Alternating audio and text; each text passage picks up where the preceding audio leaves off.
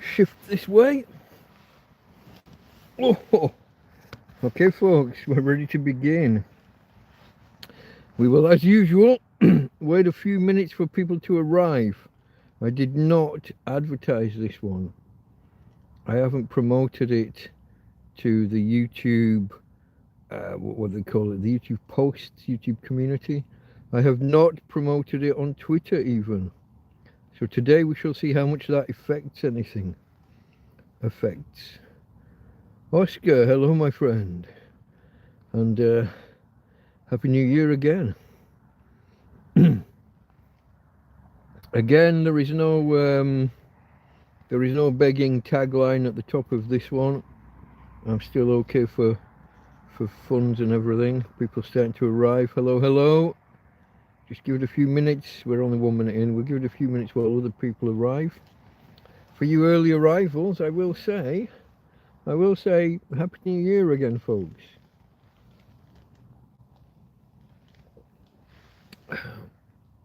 Today here in Spain, it is the Three Kings Day. Effing freezing, it says Roger. It is. Well, not quite. We got about 4 degrees to go. Technically. But yeah.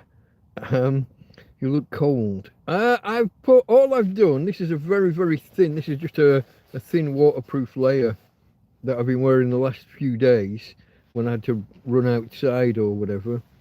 But I tended to just keep it on, get back into bed and let body heat evaporating.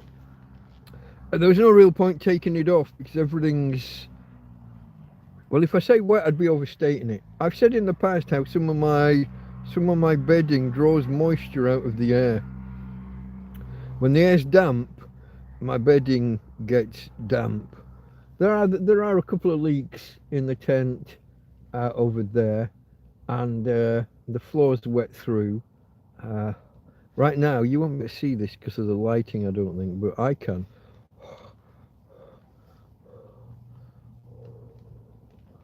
Let me see whether you can see it. Maybe if it was lit from the side. I can see my breath. It's 5 or so degrees here, I think, 4 or 5. Actually, that's what the weather forecast says it is. Oh, this won't work for a while. It's been in bed. The thermometer is showing 8 degrees, but that's been under cover for a while. Let's give that a little while to acclimatise. Feels colder than 8 to me. The dew point, was it today? The dew point's supposed to be 0 degrees. The air is supposedly quite dry, and we are only supposed to get dew when it gets down to that level, but I don't know. I guess it leaves my breath, it leaves my body somewhat warmer and richer in moisture than the typical air. We shall see how that works out, fans? Folks, I think I was going to say, I don't know how I got to fan.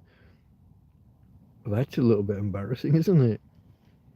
That Freud would have a field day with that. Fans indeed. So yeah, you look cold. I'm not. I've just got one extra layer on, and the snood tucked in. So here's an education for you. So the snood is just a circular scarf. I tend to pull it forward like that, and then wrap it over and tug it in and under whatever jumper or whatever I've got. And then I've got now last night was down around, it was last night it was similar, 4 or 5 degrees. Last night I did pull the hoodie up in bed, just to protect the back of the neck and the ears even more, just to keep things warm. It's a little bit cool. We normally don't get this until mid-February, this temperature. I'm saying normally. I'm basing that on my 10 years living in Spain, but this is my 4th winter out living just in a field. So yeah, Okay, folks, we're on the 5 minute mark. Let's begin the show proper, shall we? Um, okay. Let's do the intro just for anyone new here. The channel is Delta Mike, down and out in Torrevieja.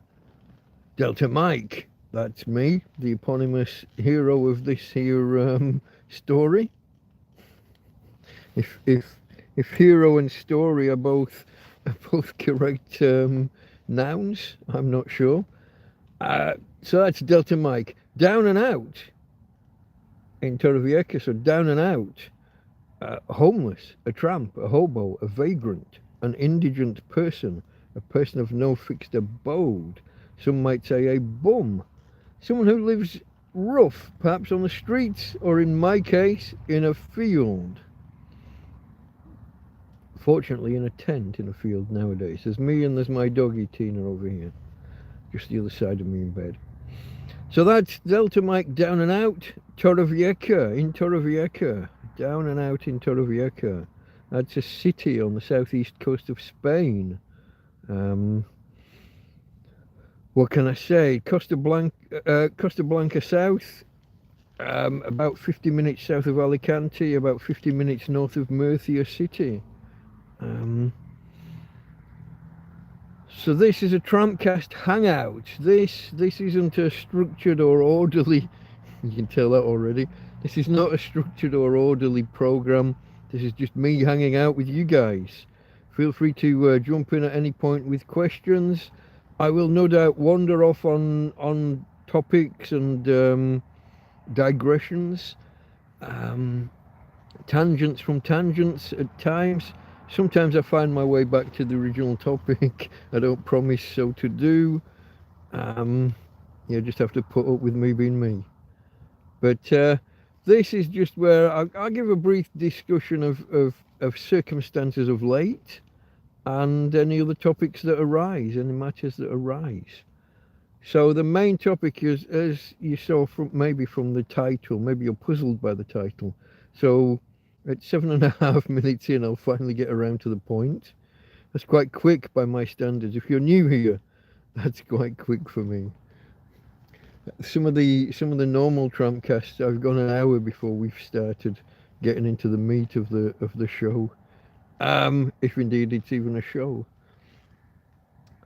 But the title says something like, we survived, that's me and my doggy. We got through what has just been, I'm not sure, when was the last one? We did one New Year's Eve, but I think we did another one on, would it have been Friday? Don't think I did Sunday, did I? I cancelled Sunday, I didn't have enough power. So that's the theme of the show. That's the topic, really, of maybe even the reason for the show. We've just come through, I can't count, I lose track, 3, 4, 5 days of little to no power generated from the solar panel.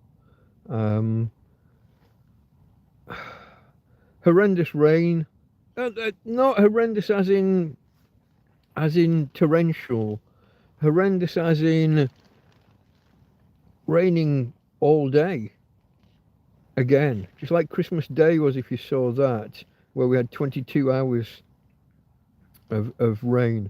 Christmas Day, I couldn't even make my Christmas dinner. In a lot of ways, this has been horrendous Christmas in terms of the weather. No, I haven't had a horrendous time. I've got through, and I had food. A friend brought me, my friend Anthony brought me a Christmas dinner, if you remember. We've already discussed that previously. He brought me a Christmas dinner when I couldn't get outside to make mine. But it's the cold and the wet and the overcast days. Now, at no point have I been like too cold. Don't get me wrong. Not struggling for actual getting by. It's cool. You could even call it cold, I think, now. Tonight's going to get down to 2 or 3 degrees. I think it'll be the top end of that. I think it'll be 3 or 4, but depending which weather forecast you look at and what time you look at, the number varies. But tonight's going to be about 3 degrees, which in a broken tent, and it is starting to become broken now, folks, and a tent that's wet inside, at the floor certainly is wet. Not so much in the bedroom, but the living room and to some extent the storage room at the other end, and things are just on the floor. I wanted to put them on planks from the start, but I don't think I had planks at that time. Yeah. But so the bottom layer of every pile of whatever's over there could be a little damp. But that, as it dries out, that evaporation of the water is going to cause a cooling effect on top of whatever cold temperature we've got anyway. But that's the getting back to the last, I can't count, 3, 4, 5 days. Have you not had sun today? I wouldn't call it sun per se. We had brightness behind the clouds that was enough to get me most of the day. We didn't get above 20 watts input from the solar panel to the EcoFlow. Now, just to give you some background, the EcoFlow, so for anyone who doesn't know, this is like a battery that stores the power from the solar panel and then gives it to me as a USB 12 volt car cigarette lighter socket type kind of power, and at 220 volt alternating current, a normal power socket if I want it. That as an overhead, that's expensive. I woke this morning, at the beginning of this morning, I was down to 22 watts at 22% on the EcoFlow. My tablet was low and my phone was low. I tried to just use them all night and not take that power in case the day didn't go well. We got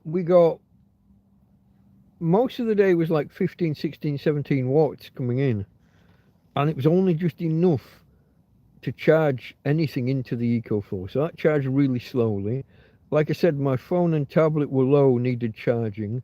My lights were all out. My lantern and these, well, you can't see them today. I thought they were hanging quite low. My fairy lights here, my white, I don't use them as Christmas lights per se, I just use them as lighting, like a night light. But my lights were all out.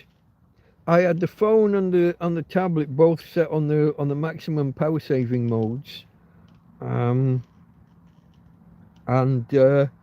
Yeah, we were low on power, and I was fearful of running out if the day didn't go well. Now we had a little spell where we were getting 30 and 40 watts, but it was only like 15 or 20 minutes, maybe half an hour tops.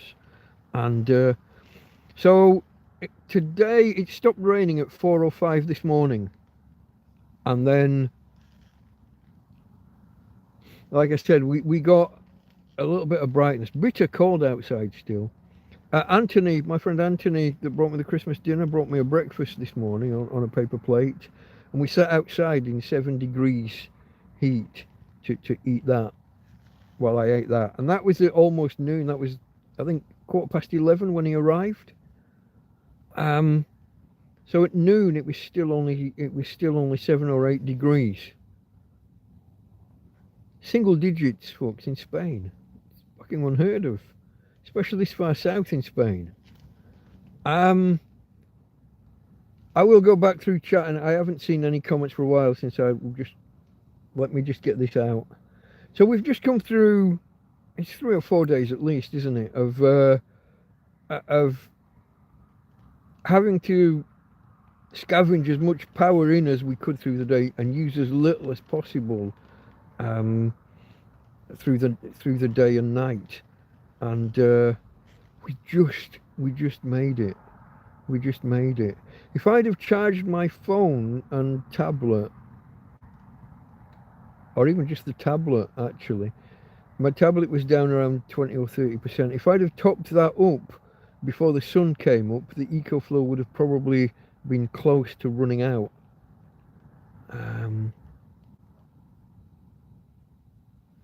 I have it set to cut off when it gets down to 10%. So USB-C would have cut off. I could have carried on charging from normal USB-A to use that last 10%, or I could have changed the setting. But we would have been right down there, close to running out of power. Fortunately, we scavenged some, and we were getting, when it was coming in at 10, 11, 12 watts, not enough to charge the EcoFlow, but it will pass that power through direct to the USB.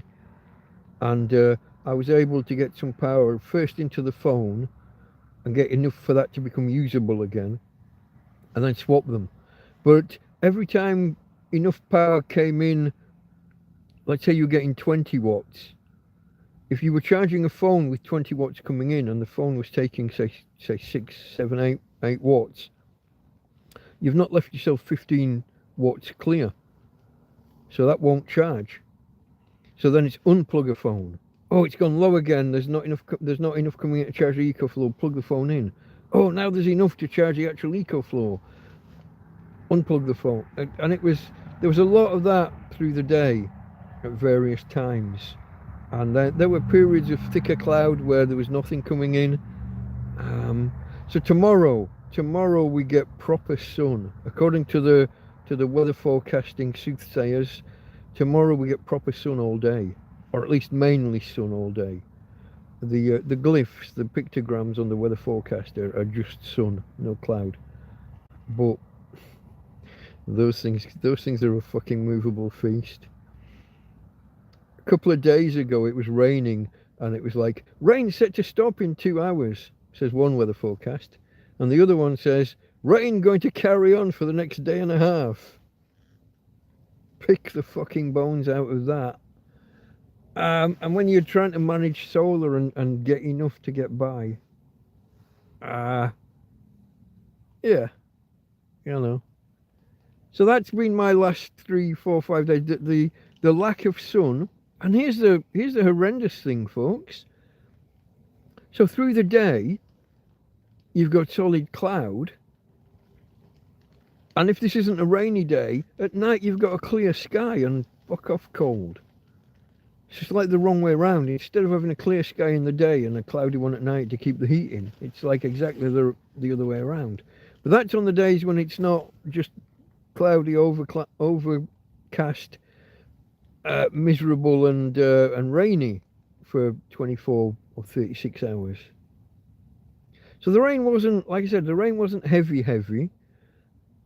We could listen for it dying down a bit, and I could put my coat on and take the dog out for a walk, just quickly before it got strong again. But yeah, it's been a battle the last. I'd have to look back at my notes and count the days. I'm gonna scroll back to the beginning. There was Roger saying it was fucking freezing. Yeah, you look cold. I answered that. How you doing? Said Roger. We're okay, mate. We survived. We're all right. We're fed and watered. What else can I say? We're fed, watered. We're dry. The bed's like, it's not wet through inundation or what's the word I usually use? Not permeation, but we're not wet in that way. We haven't had water dripping on us or anything like that. But just the way that these blankets seem to soak up moisture out of the air. It's been damp inside, I guess is the way of putting it. Now tomorrow is going to be sunny, so I'm going to rotate all of the bedding outside and get it all aired off, dried out, aired off, and tomorrow night we should be lovely and warm again.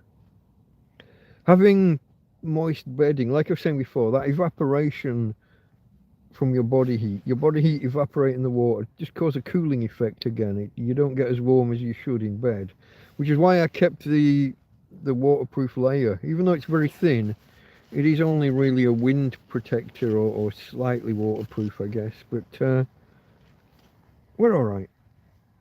How are you doing, Roger? There's a question I haven't asked. I don't think we haven't tippy-tappied in a few days because I've been on low power mode. I haven't had most of the time. I haven't had most of the apps running.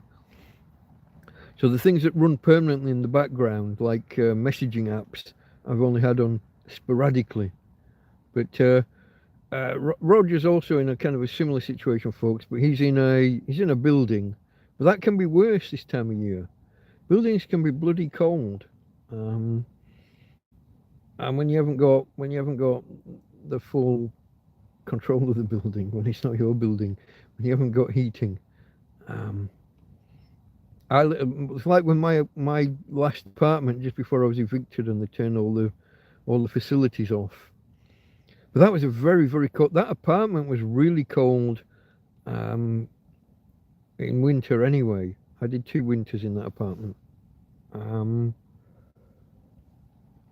yeah, no, big concrete buildings um, with no heating in are cold.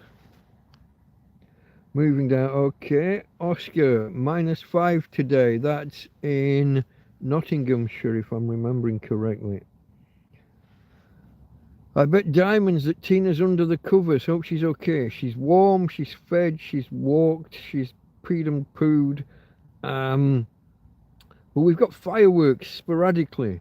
The Three Kings Day, what we call 12th night in the UK, is a big deal in Spain. This is the day that traditionally the presents are handed out to the children.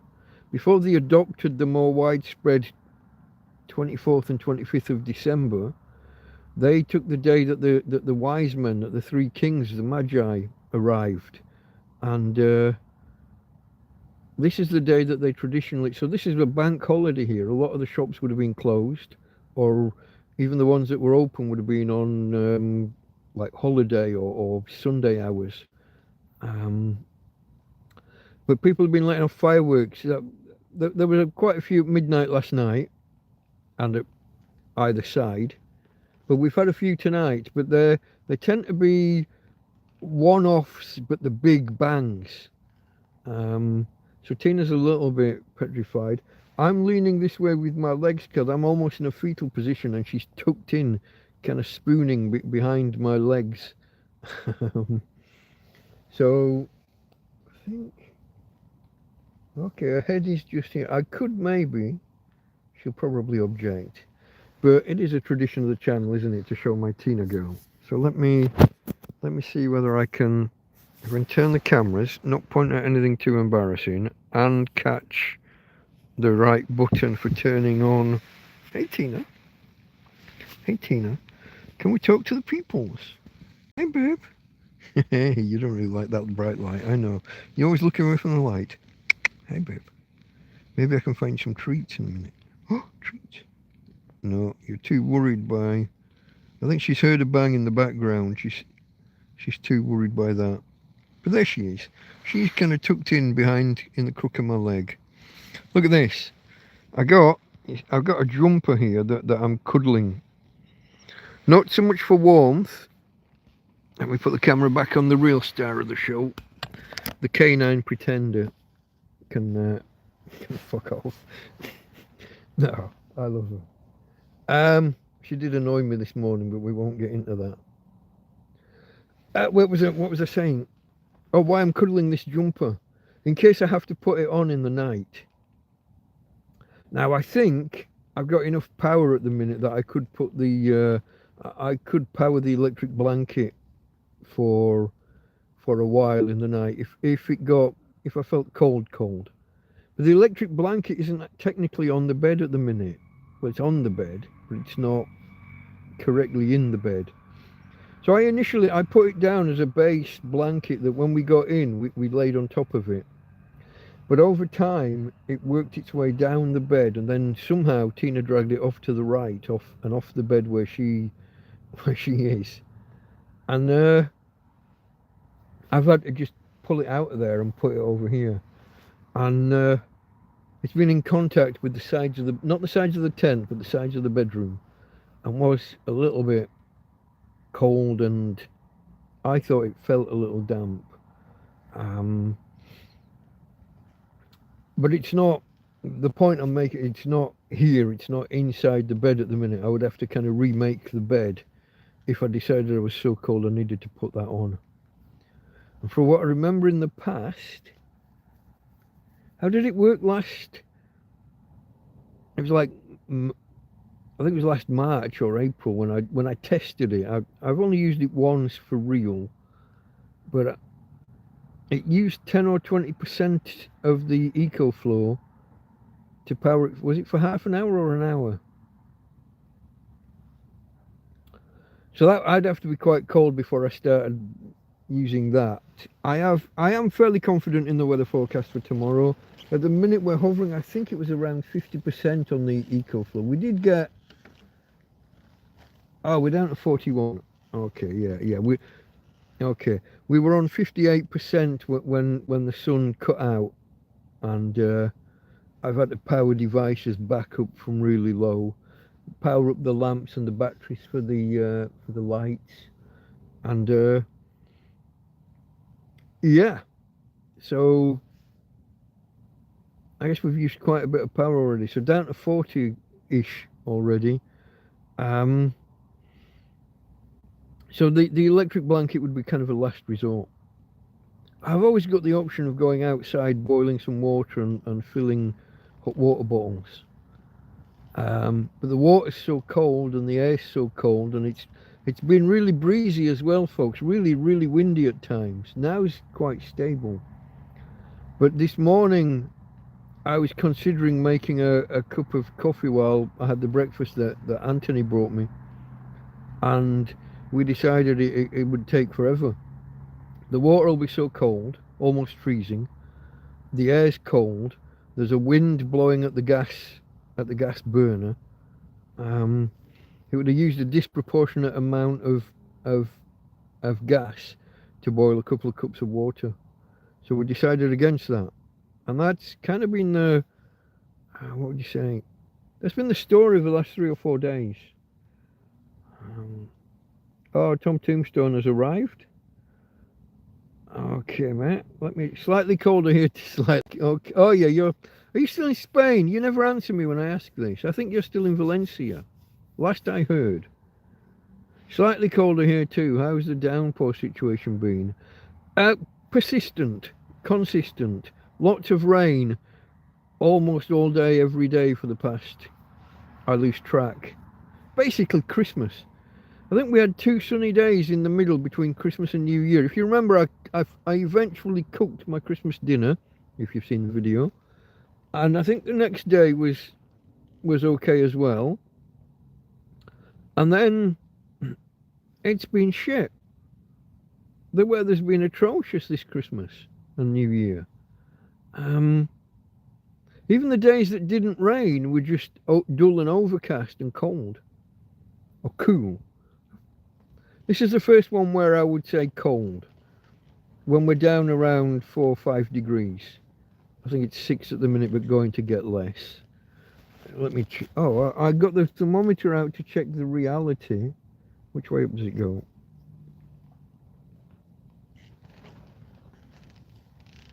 Okay. It says 7. But if you remember, the thermometer was warm a while ago. I don't know how long this one takes to adjust. I've had it a little while now.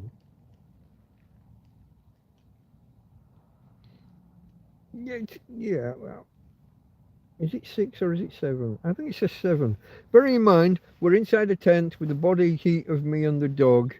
We're in the warmer area of the tent, where we are. But the forecast, if I was to look at this weather app on here, excuse me a second, I just struggled to maneuver the tablet because of the wires being under the covers in the bed. It says 6 degrees Torrevieja at the minute. I guess being inside an enclosed tent is a degree or 2 warmer. It's going to get down to 4, it says, before sunrise. It says 4 on one part of the screen, another part of the screen says 3. So I don't know what that's about. Yesterday was 4 degrees overnight as well, it now says. It said lower earlier. The rest of this week are only going to be 8 and 9 and 10, and 8, 9s and 10s for the foreseeable future. So it gets a little bit warmer, but not much. This is really out of the ordinary in my 10 years experience in Torrevieja. Almost 10 years. There's another 30, about 40 days, roughly. February 17th, I came out here.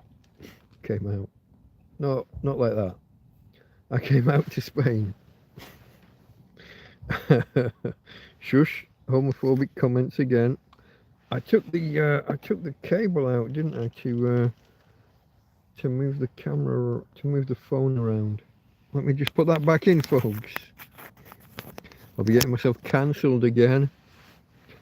Right, where am I? Slightly colder here. How's it? Yeah, we're okay. We haven't been too bad. There was Roger asking if we not had sun today. Like I said, not properly. Is this... Has my chat frozen? I'm going to go top chat and live chat. Look at this, look at this. Hold on. Hold on. My chat froze, folks. Sorry, I've been sat here trying to fill time and you've been asking questions. Good prepping practice, says Tommy Tombstone. Yeah. My life is good practice for being a prepper. I think I've said before, I consider myself prepper adjacent rather than actual prepper. The only thing proper prepper about me is probably the EcoFlow and the solar panel. Kind of the off-grid living. Like when Spain had the big power cut and the whole country had no power and I didn't notice for 3 or 4 hours.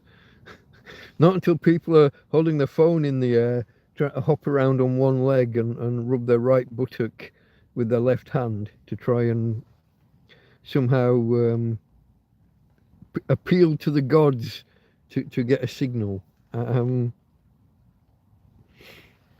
no, that was the first I knew of it. I am kind of prepper adjacent. I had a kind of prepper mentality beforehand, but obviously my situation as it became clear I was going to become homeless, I could only pick my preps, my supplies from the belongings that I had after being evicted from a flat, from an apartment.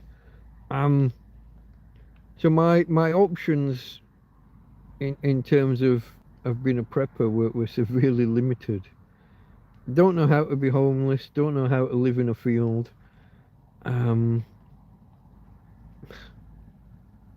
I just thought of something, but I'm not going to tell you that. That's too embarrassing. Something I lost today. Roger's not doing bad. Had sun most of the day, but really cold. Yeah, it is cold, yeah. Hat and coat inside, still muddling along. It sounds like you're colder than me inside. I mean, I'll be honest, I spend most of my day in bed.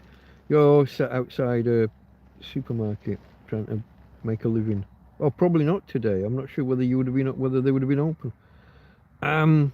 If they were, it would have been restricted hours. I've back in the day when I was first homeless, I found various pairs of gloves. Usually at the bins. Not in the bins, but in bags of clothing and things alongside.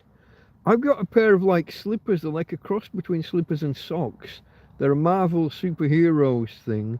They're just elasticated things that just slip over your feet. So when you've already got your socks on, you can put these other things on. I've lost track of them. They're somewhere here in the tent. I might have a look at digging those out if it carries on being this cold all winter. But yeah, it's cooler than any other winter that I've been here. But as Tom said, good prepper practice. Yeah. If I was to start over, I would want to try and be more organised. I've done it again in yet another tent. I can't find things, I'm tripping over things, I haven't got enough space for the things I'm storing. I feel like I'm hoarding food that I maybe just should have got on and eaten. That's kind of a concern. But I got given so much in the run up to Christmas that I got down through the supplies a little bit now. There's a little bit of floor space now. I only have to step over 2 different sets of bags to get past. It's not a bad complaint to have as a homeless guy, that you've got these bags of food that you haven't cleared out, that you haven't eaten yet. And the amount of dog food I had at one point. I've got loads and loads of doggy treats. I've got quite a few tins of dog food. Forever we had 2 sacks of dog food, but we are getting to the end of the second, of the last bag now. So one day soon I'm going to have to go off and go and get dog food. That's going to be a challenge while pulling Tina along in her doggy chariot, and then having well, 2 options, isn't there? I can sling it on my shoulder, but I would typically put that on my right shoulder, and I typically drag her. She'd typically be on my right hand side, so that'd be awkward. Or putting the dog food on a trolley. Again, I would drag that with my right hand, and then Tina's with me in her doggy wheelchair, in her doggy chariot. Not sure of the logistics of that. And also, do I need to compare the prices of a sack of dog food in 2 different shops? Got the money, I'm not, but dog food was quite volatile in price at one point. It shot up ridiculous. It went from being just over £9 for a 22 kilogram bag, €9, sorry, for a 22 kilogram bag, to being 18 for an 18 kilogram bag. Basically, it went from being €0.5 per kilogram, less than €0.5 per kilogram, to being €1 per kilogram. Did start to come back. The last time I bought one, which was a while ago, because other people brought me some. Josie and Peter brought me one. The day that we moved into this tent, I'd only just bought one a little while before. We were maybe less than a quarter of the way through the bag that I'd bought, and they arrived with another bag of dog food, and we're just getting to the end of that now. Quite remarkable, really. But the point I'm making is so much space taken up by food and dog food and other resources and equipment, and I've got the fridge freezer thing in here, the camping fridge freezer. Makes it difficult to get near the eco floor because of the way I've got them positioned. I could do with the reorganize, but I could also do with emptying it out and putting wooden planks down, and then putting everything back in so that everything's off the ground. That was a name a while ago, but I procrastinated. I don't know if I've mentioned. I am the king of procrastinators. Hat and coat inside, said Roger. But muddling along, that's good. How are the dogs doing?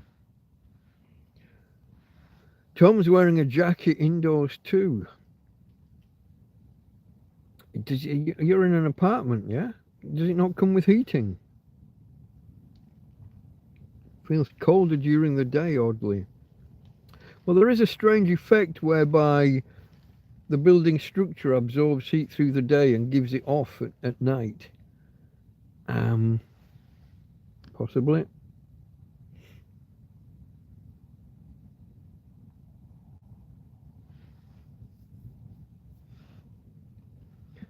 Still in Spain, just back from a few days in Madrid. Back to Valencia after a few days in Madrid. Okay. Nice. Was that New Year?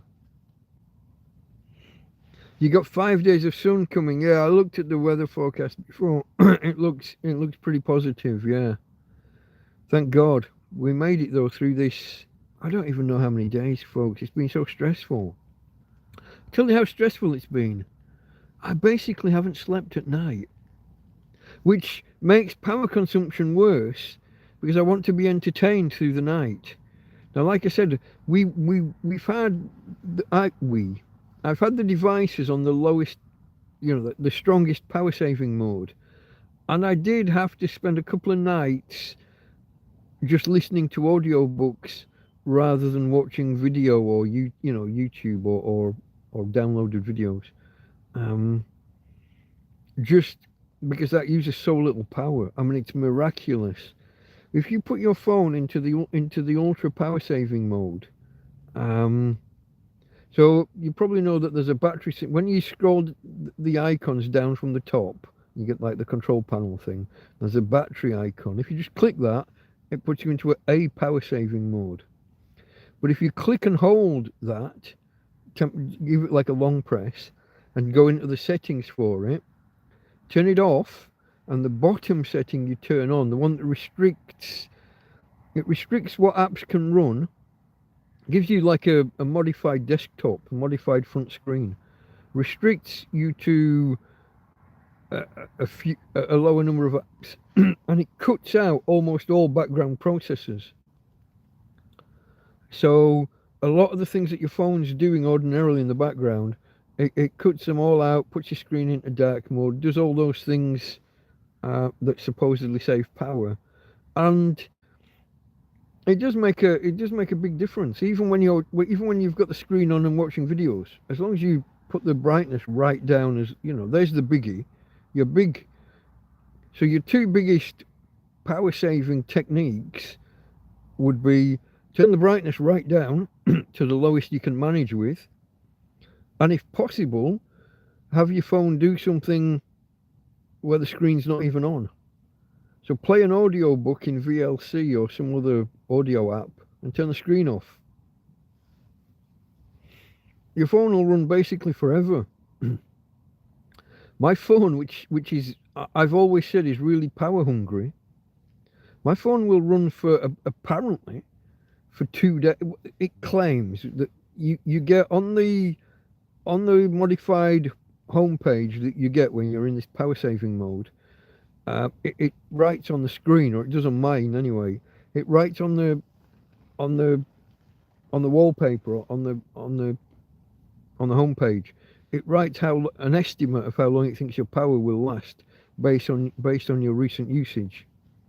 Now it's probably an overestimate because I'm switching between two devices. So if I've not been using that one and I've been using the other one, this one won't have been using much power. So it'll be overstating it. But I've managed to turn a 30% charger device into something that works for me all night, which this phone would have lost 30% in 4 or 5 hours without even being used in the normal mode. It's a power hog. For anyone wondering, it's a Samsung. Is it called a Galaxy Flip 7 or just a Samsung? No, Flip 4. I don't do bad for a tramp. 5 days of sun coming. Tommy Tombstone had planned to work his way down the coast, pop by Torrevieja sometime during Christmas, and see New Year's Eve in Malaga, but dropped all that on account of the weather and illness. What's your illness, mate? Remind me. It's not the effects of the mugging from before. Had the flu. Okay, you've already told me. Sorry, I'm scrolling. I'll catch up. Had the flu that's been going around. Oh, the bad one. Okay. Isn't it interesting? When COVID arrived, flu disappeared, and now we've got a new flu and barely a mention of COVID.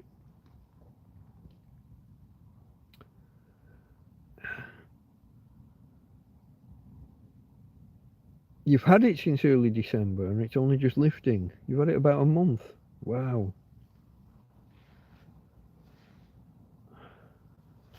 Keith, Sign of Nature's predicting my viewing numbers this year will be record for me. Okay. Let me talk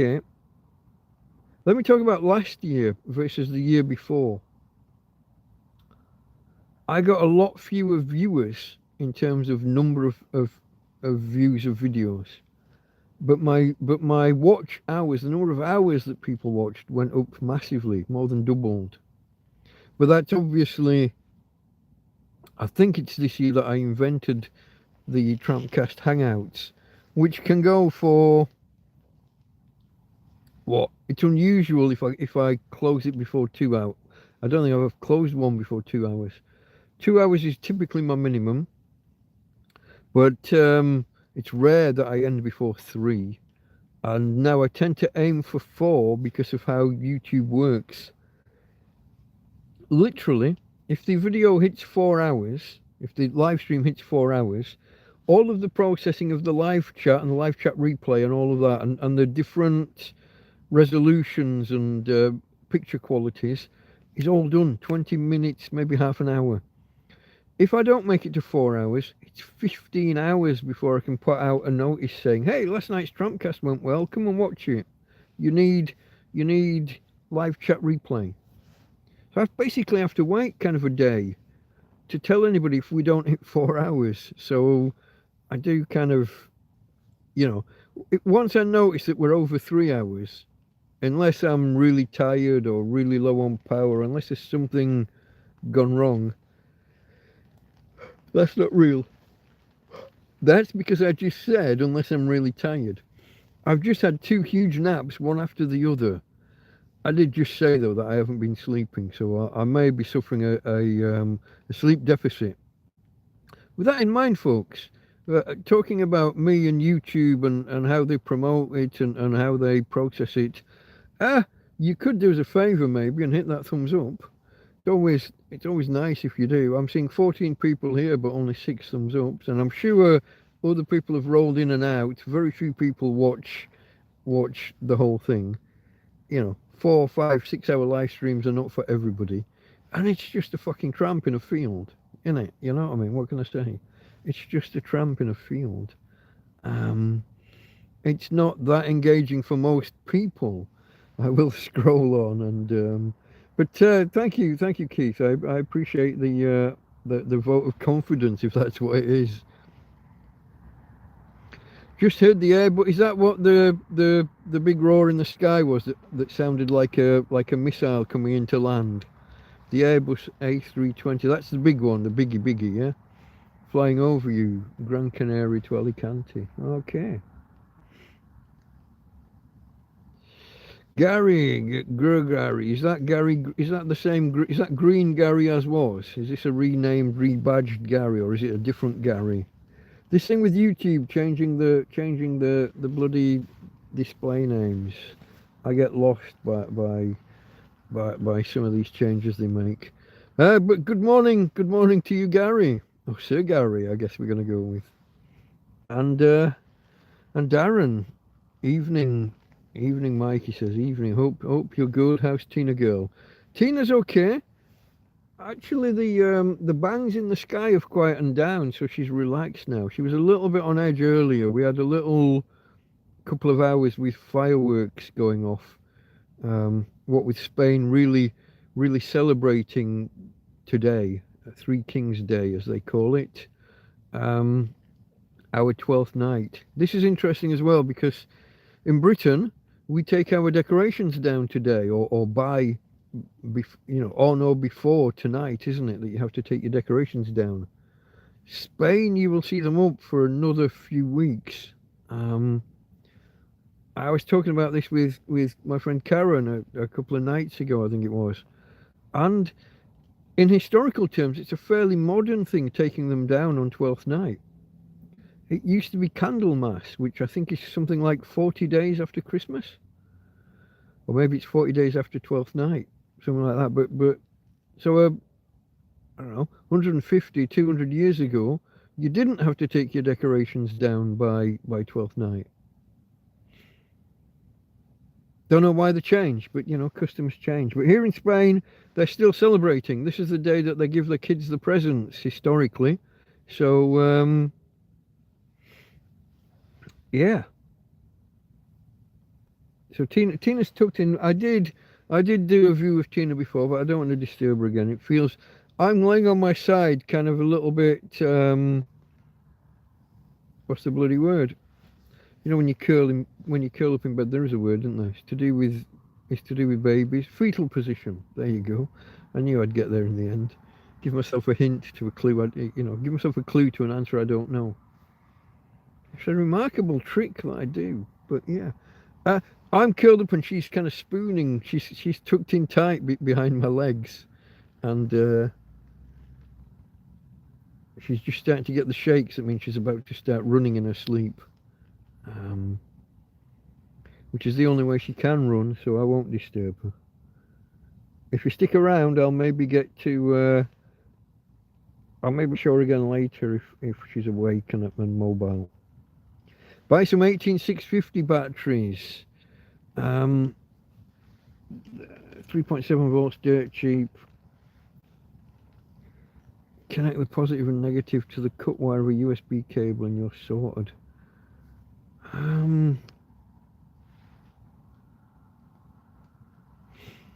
18650s, yeah. I know the ones. They're like a double A battery, maybe a bit bigger. Some of them have a nipple on top. Some have the flat surface. Can you run USB things off just 3.7 volts? Isn't USB meant to be 5 volts and well, a standard USB A up to 2.1 amps originally? Well, I say originally. That's probably USB 2. The way that USB's gone. There's another thing that annoyed me.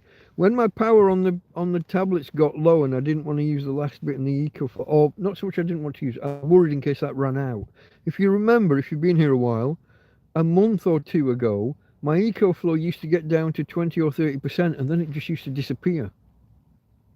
Now I'm not that seems to have stopped happening, but I'm not sure. There are two possible causes. I did the recalibration where you run it down to 0. I did it by accident, obviously. I ran it down to 0 one day and then I charged it up fully. We had a good weather day. But also, around the same time, I flashed the firmware. Well, it's not technically flashing, I don't think, but I updated the firmware anyway. It probably is still flashing under the hood. Anyway, I updated the firmware. So one of those two things may have stopped that, or I might just have got lucky and it just hasn't repeated since then. Who knows? Well, once I got down around 22%, I was reluctant to go below 20 because it could have just disappeared on me and been a false indicator by the charge indicator. But I've got in here, I've got two power banks. One's really lightweight. You can tell there's nothing in it. It doesn't hold a charge more than a few days, even when fully charged. And it doesn't hold much to begin with. And it's got false power indicators. You know the sort of thing where you plug it in and all 4 lights are charged within half an hour, but it carries on drawing a current. Then when you come to use it, it's got 4 lights, and as soon as you plug something in, it's on the last light and it's flashing. It's a bugger. It doesn't hold the current more than a few days. But I've got a half decent power bank.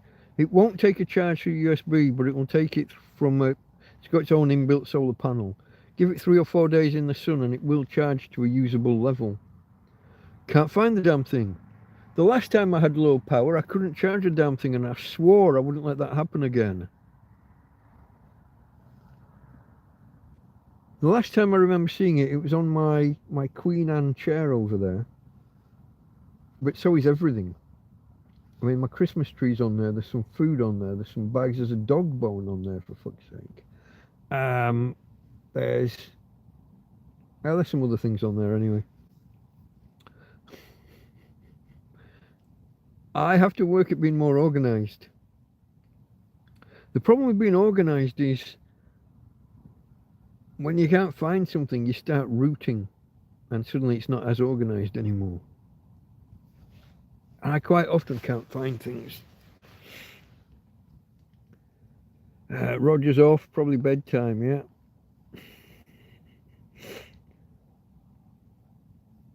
There's only one Gary and it is. Okay, mate. Yeah, parallel offshoot for either extra voltage or extra capacity, yeah. Parallel for extra runtime, yeah, and series for extra voltage.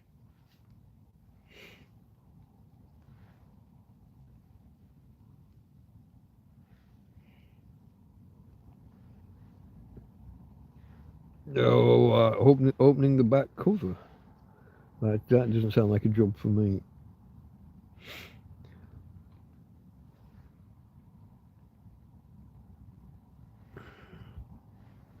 Hold on. Are you talking about the EcoFlow or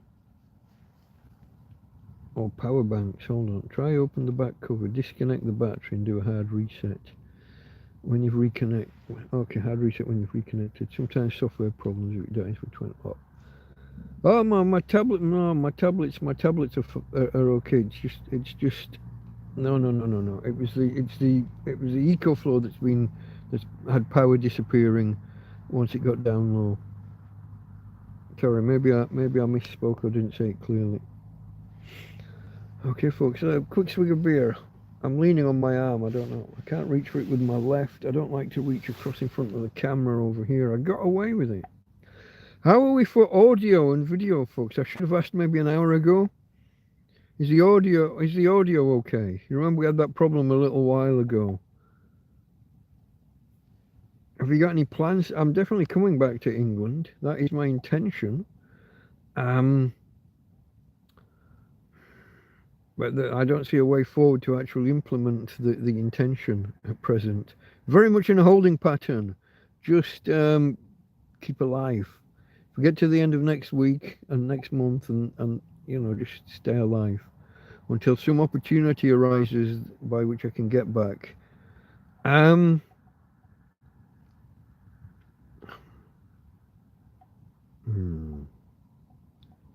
What to say?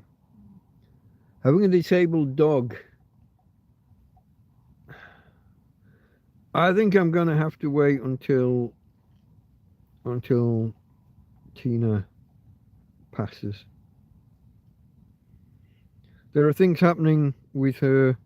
She's okay in and of herself, don't get me wrong. She's okay in and of herself. But her body is failing in ways that I don't want to discuss too much.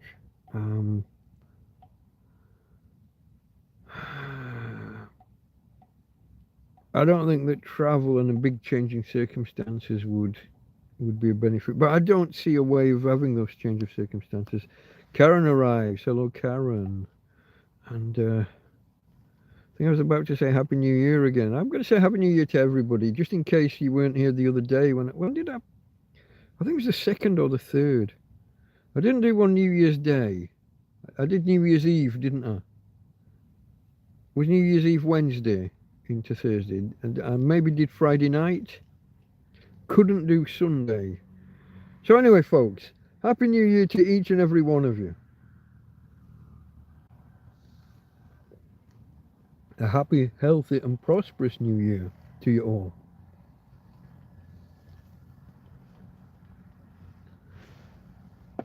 I just wanted a second swig of the beer.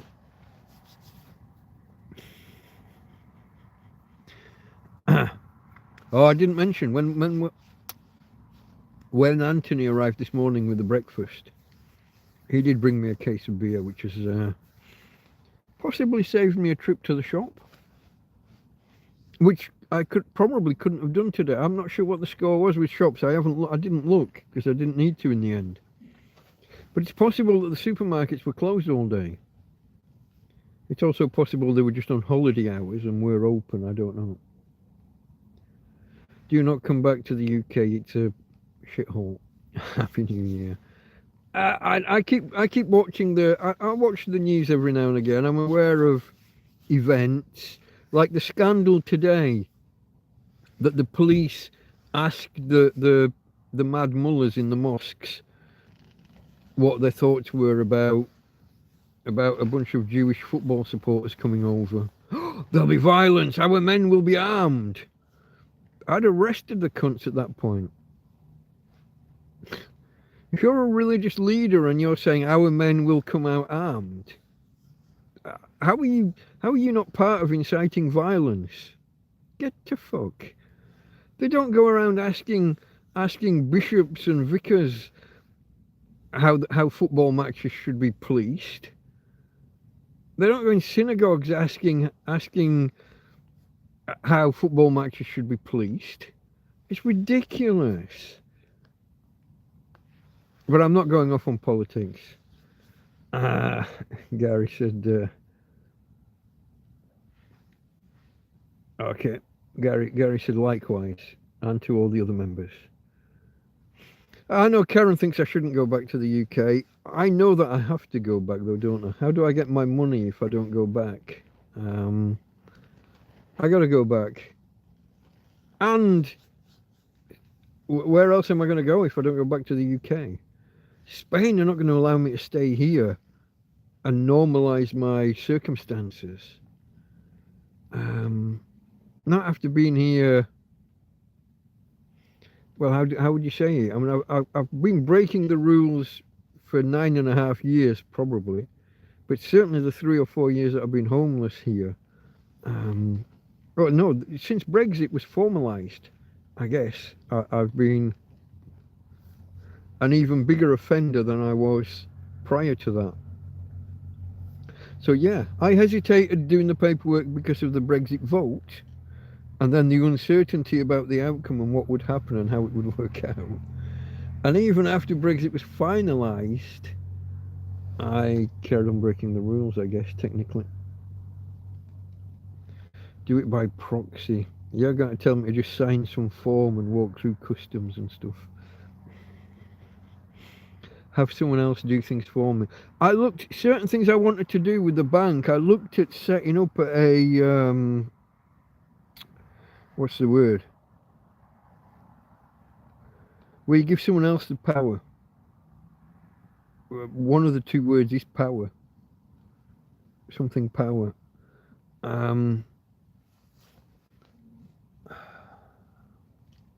Power of attorney. It's 3 words, not 2. There you go. I looked, and banks are funny about power of attorney. They have to be set up before you leave the country, not after. Or at least my bank. I don't know whether it was all banks I was looking at or whether it was my specific bank. This is the specific bank that tells me the only way to prove my identity is to fly back to the UK, walk into my, not just any branch, but my local branch with my passport and multiple other proofs of identity. Sorry, I should have silenced that before. I always forget. Oh, I've scrolled chat the wrong way. Give us a second, folks. I'm gonna do the do not disturb thing if I can. The icons have moved. I've had an update apparently. It's not here. Oh, second row was hidden. Do not disturb. Oh, and now I've got to be really careful trying to get out of this screen. Okay, I'm getting good at this. That's the only thing I can do while I'm on here because the YouTube app is so... I'm still wanting to look into this other app where you can leave the screen and do other things and even share the screen of the other things that you're doing if you want to. I've got to look into that. It's called Prism and I've got it installed. I just haven't... I need to experiment. I need to do a fake live stream and see if I can make it work. Let me scroll back to where you was. Okay, Gary was talking about the tablet. Yeah, okay. It has to scroll back quite a way. Oh no, not by much. They can cancel your UK citizenship now.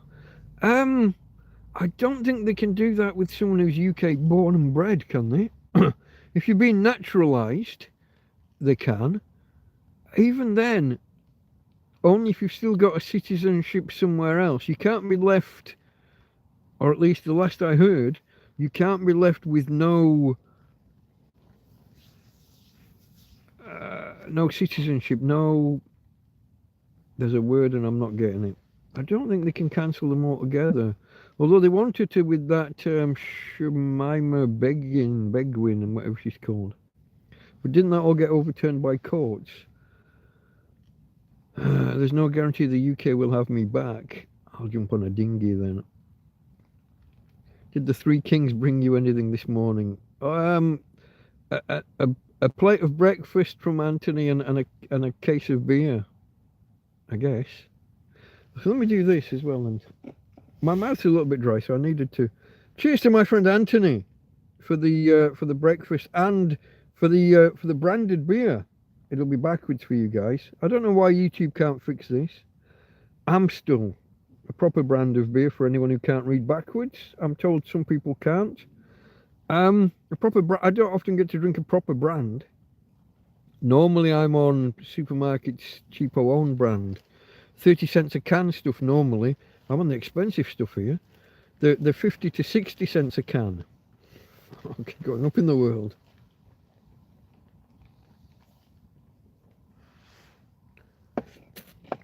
How much is a can back home now? Either from the supermarket or the offie. Well, they've done it with that Begum woman. I thought it was overturned in the end. French Foreign Legion, a little bit old. Don't know if you can see the grey. A little bit old for active service and all of that. Oh, didn't we just... That's just been announced today, hasn't it? Britain and France boots on the ground in Ukraine if there's a peace deal. But the peace deal will be very... We're going to get dragged in, folks. It's going to be boots on the ground. And they're not going to be in with the United Nations blueberry, I don't think. I didn't read that anywhere. Nobody said it would be a United Nations official peacekeeping force, like UNPROFOR or whatever it's, United Nations Protection Force. So you're going to have British and French troops on the ground, and when it kicks off again, what are they going to do? Be piggy in the middle and get blown up by both sides, or pick a side and charge? Don't know. Yeah, Anthony's a good bloke. Going home in a couple of days. He came here quite often in the first few days he was here. Then we've had a lot of bad weather and stuff in between. And yeah, no.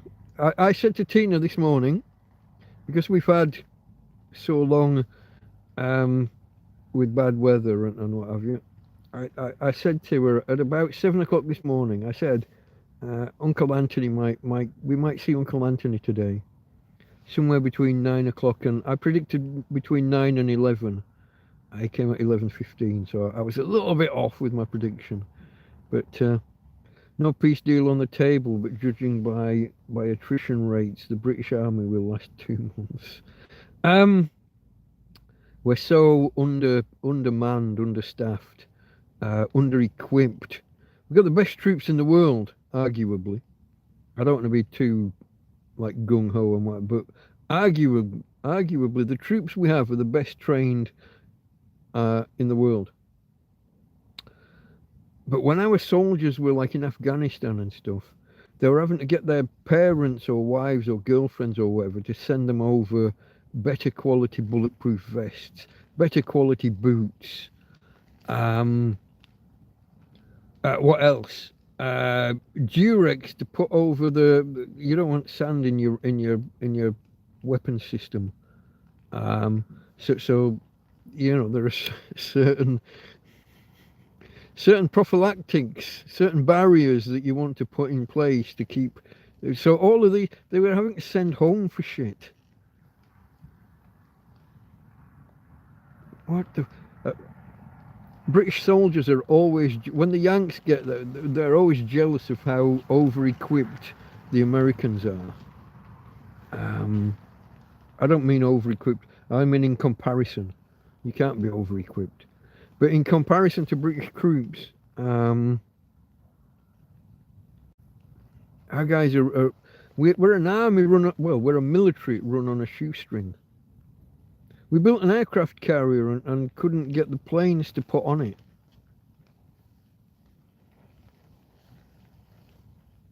We're an embarrassment in many ways. Not the troops themselves. It is a case. Lions, what's it? Lions run by donkeys. Lions managed by donkeys.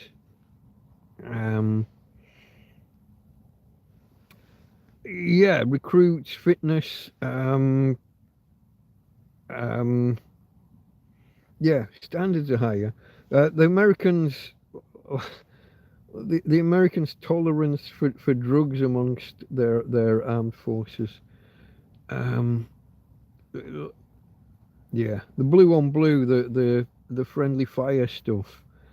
In these situations where we're combined forces, we typically get more Brits killed by the Yanks than we do by the enemy. Now, you know, these are confusing situations, all of that, lots of extenuating circumstances. I don't want to be too negative about anybody, but there's a lot of that kind of shit goes on. Karen says 18 bottles of Coors is £14, so just shy, what's that, 70 or 80 pence a bottle? 18 for 14. I can't do my proportions. It's somewhere around 3/4, isn't it? So that's not too bad. 70 or 80 pence. That's a little bit more. That's almost, well, it's not quite a euro, is it? But it's not far off a euro a bottle.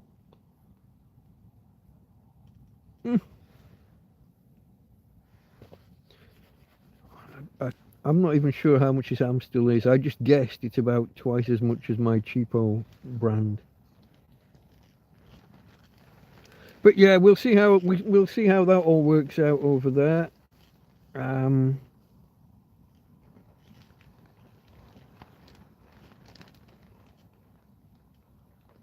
don't think I said hello to Billy Joe. Is it Billy and the Joe's a suffix or a synonym, or is it Billy Joe one name? But yeah, as a fighting force, our guys are I'd say the best at what they do, but let down by a government that is trying to run a military on a shoestring. Can't equip them, not enough troops. They've let too many of the older troops go and not retained enough knowledge and experience. Yeah. And of course, the Ukraine Russia battlefield will be very different from what most of any of our troops that are retained that do have active experience. It's going to be desert warfare, isn't it? It was all deserts and mountains, I guess. Afghanistan and Iraq, Ukraine-Russia border.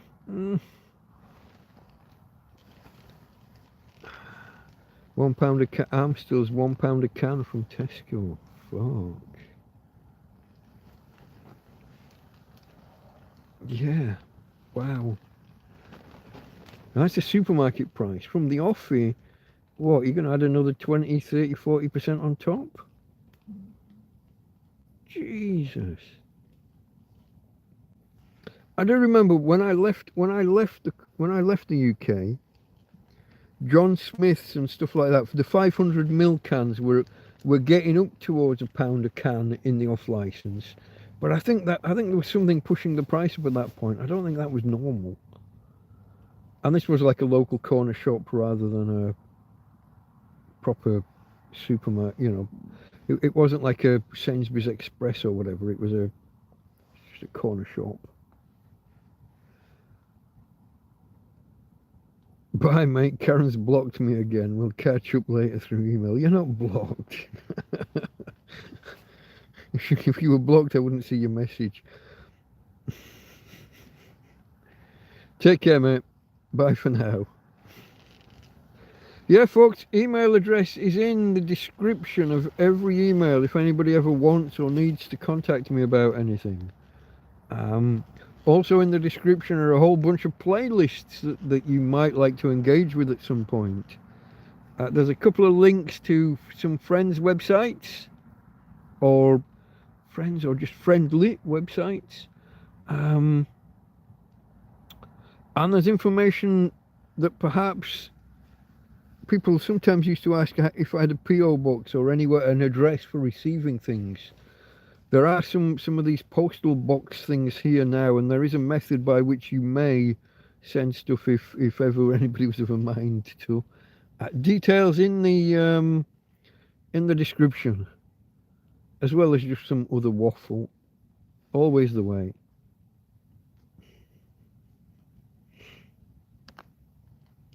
Let me just I just want to scroll back through chat a little bit. Check I haven't missed anything. 14 of you here in the house at the minute, but only 8 of you have hit the thumbs up. Am I not entertaining enough? What does a guy have to do? Don't know. Maybe I should do more preparation, have some topics prepared. My preparation was just, this is what happened the last few days. Low power and, surviving low power. Not surviving as in literal survival. Just getting by, not running out of power, not being dead in the water. What would I do here with no power? Through the day, I've got a few newspapers lying around that my friend Colleen brings me each week. I'm behind with a couple of those, with the reading. I'm even more behind with the puzzles, to be fair. So through the day, I'd probably have to sit outside with no power. I don't think it's bright. It's not really bright enough. This bedroom with the black lining. It's not really bright enough in here to sit and either read a newspaper or do a puzzle.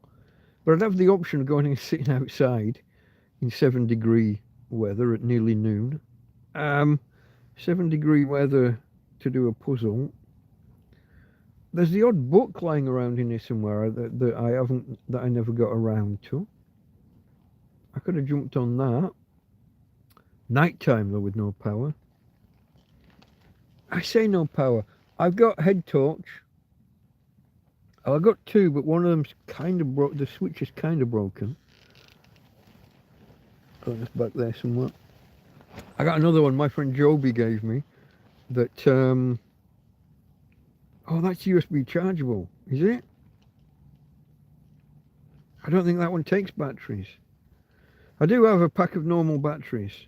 I've got a pack of AA and a AA and AAA.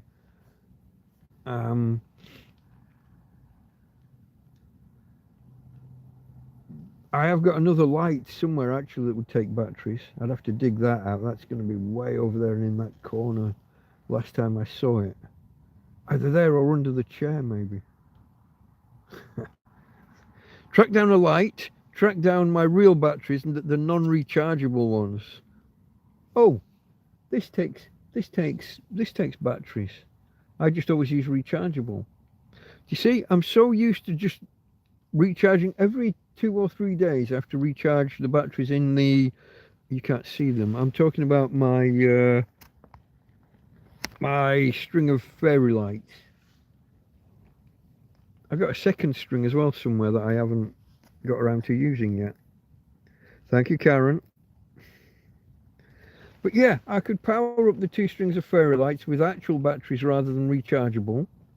Did I ever tell you that I lost, just a couple of weeks ago, I've lost 3 rechargeable batteries in here. For some dumb reason, I put them on the edge of the bed.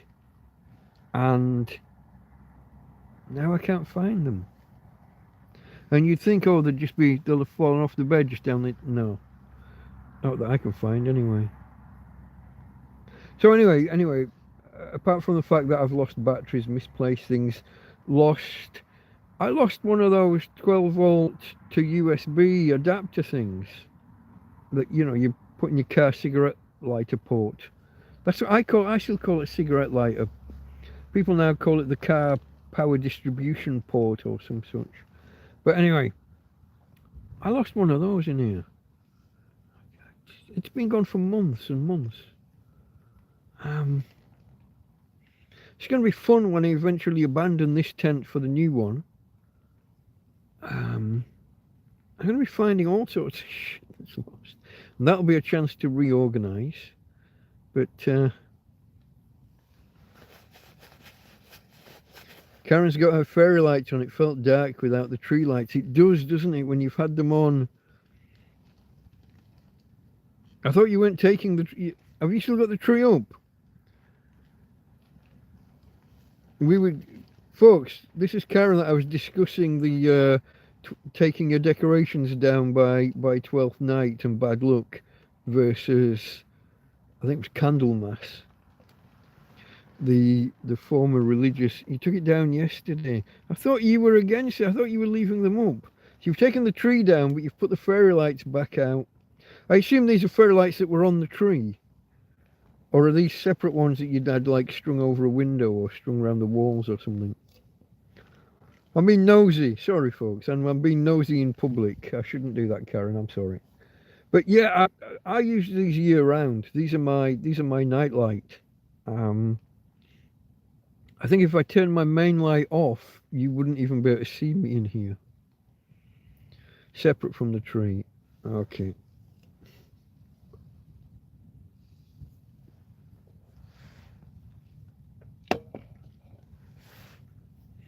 Normally, by the time I'm 3/4 of the way down the can, the beer's starting to get a little bit warm.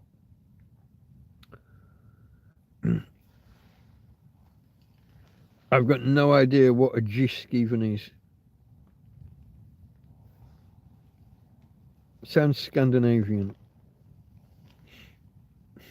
Could be anything. It's a jumble of letters. I've got no clue what that is. But if you're saying that something's from that's going to make it a shop. Yours are from Jisk. Are they the same as these? Are they from when you bought? I got no idea where you got these. Where I got yours from? Okay, I thought you got them from a Chino bazaar. Because you said about how they'd been. You bought them, and when you got to the till, they were half the price they were supposed to be, or they were marked as reduced, and when you got to the till, they were even more reduced. Folks, this string of fairy lights, Karen might tell you the actual price. I think it was like $1.99 or something. Yeah, €2. Yeah. So where would this Jisk be? Where would if I wanted to buy more of these fairy lights, where would I find a Jisk? Is it a word? Or is it just a?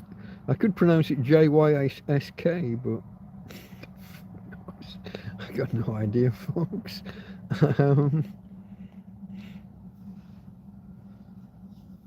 Pontamarama, that's a bit away. I'm not going there. Why did that just light up? My tablet just lit up for no reason. It didn't make a noise or anything. Power's not gone off. Maybe I'm lying on the screen. Don't know. These things are Tina's movement. Are you okay, baby? Are we okay? Oh, you are so toasty warm under there. Oh, I'm going to get in and cuddle later. With my cold hands and cold neck. I might do what she does and get in and pull the covers over my head. Used to do that as a kid. By the captain's table, yeah, it's not exactly around the corner. I would have walked past that, well, yeah. I would have walked greater than that in the past, but I didn't have a disabled dog at the time. Like you know, I've walked to Lasagna Boulevard, I've walked to Guadamar and back. But that was when Tina had legs. Those were the days. My little girl.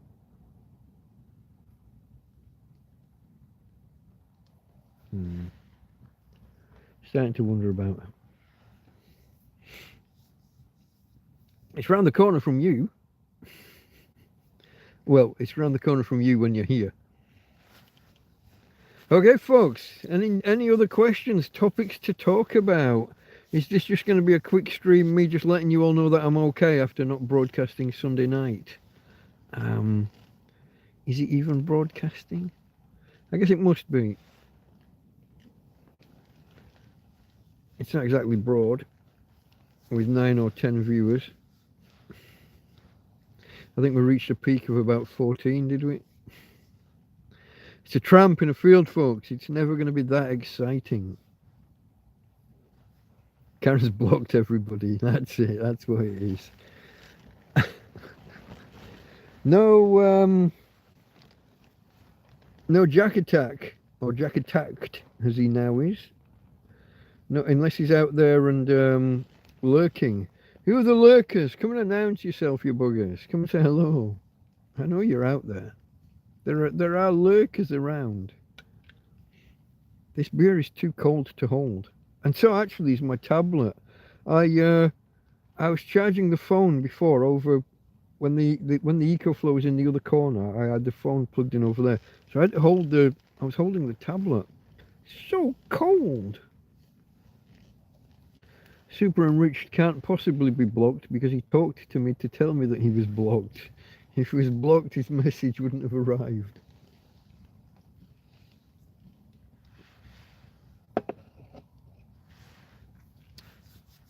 I assume he was just joking. Yeah. I think he did once get a little bit... I can't say what he got a little bit. I think he might have got a wording at one point early on.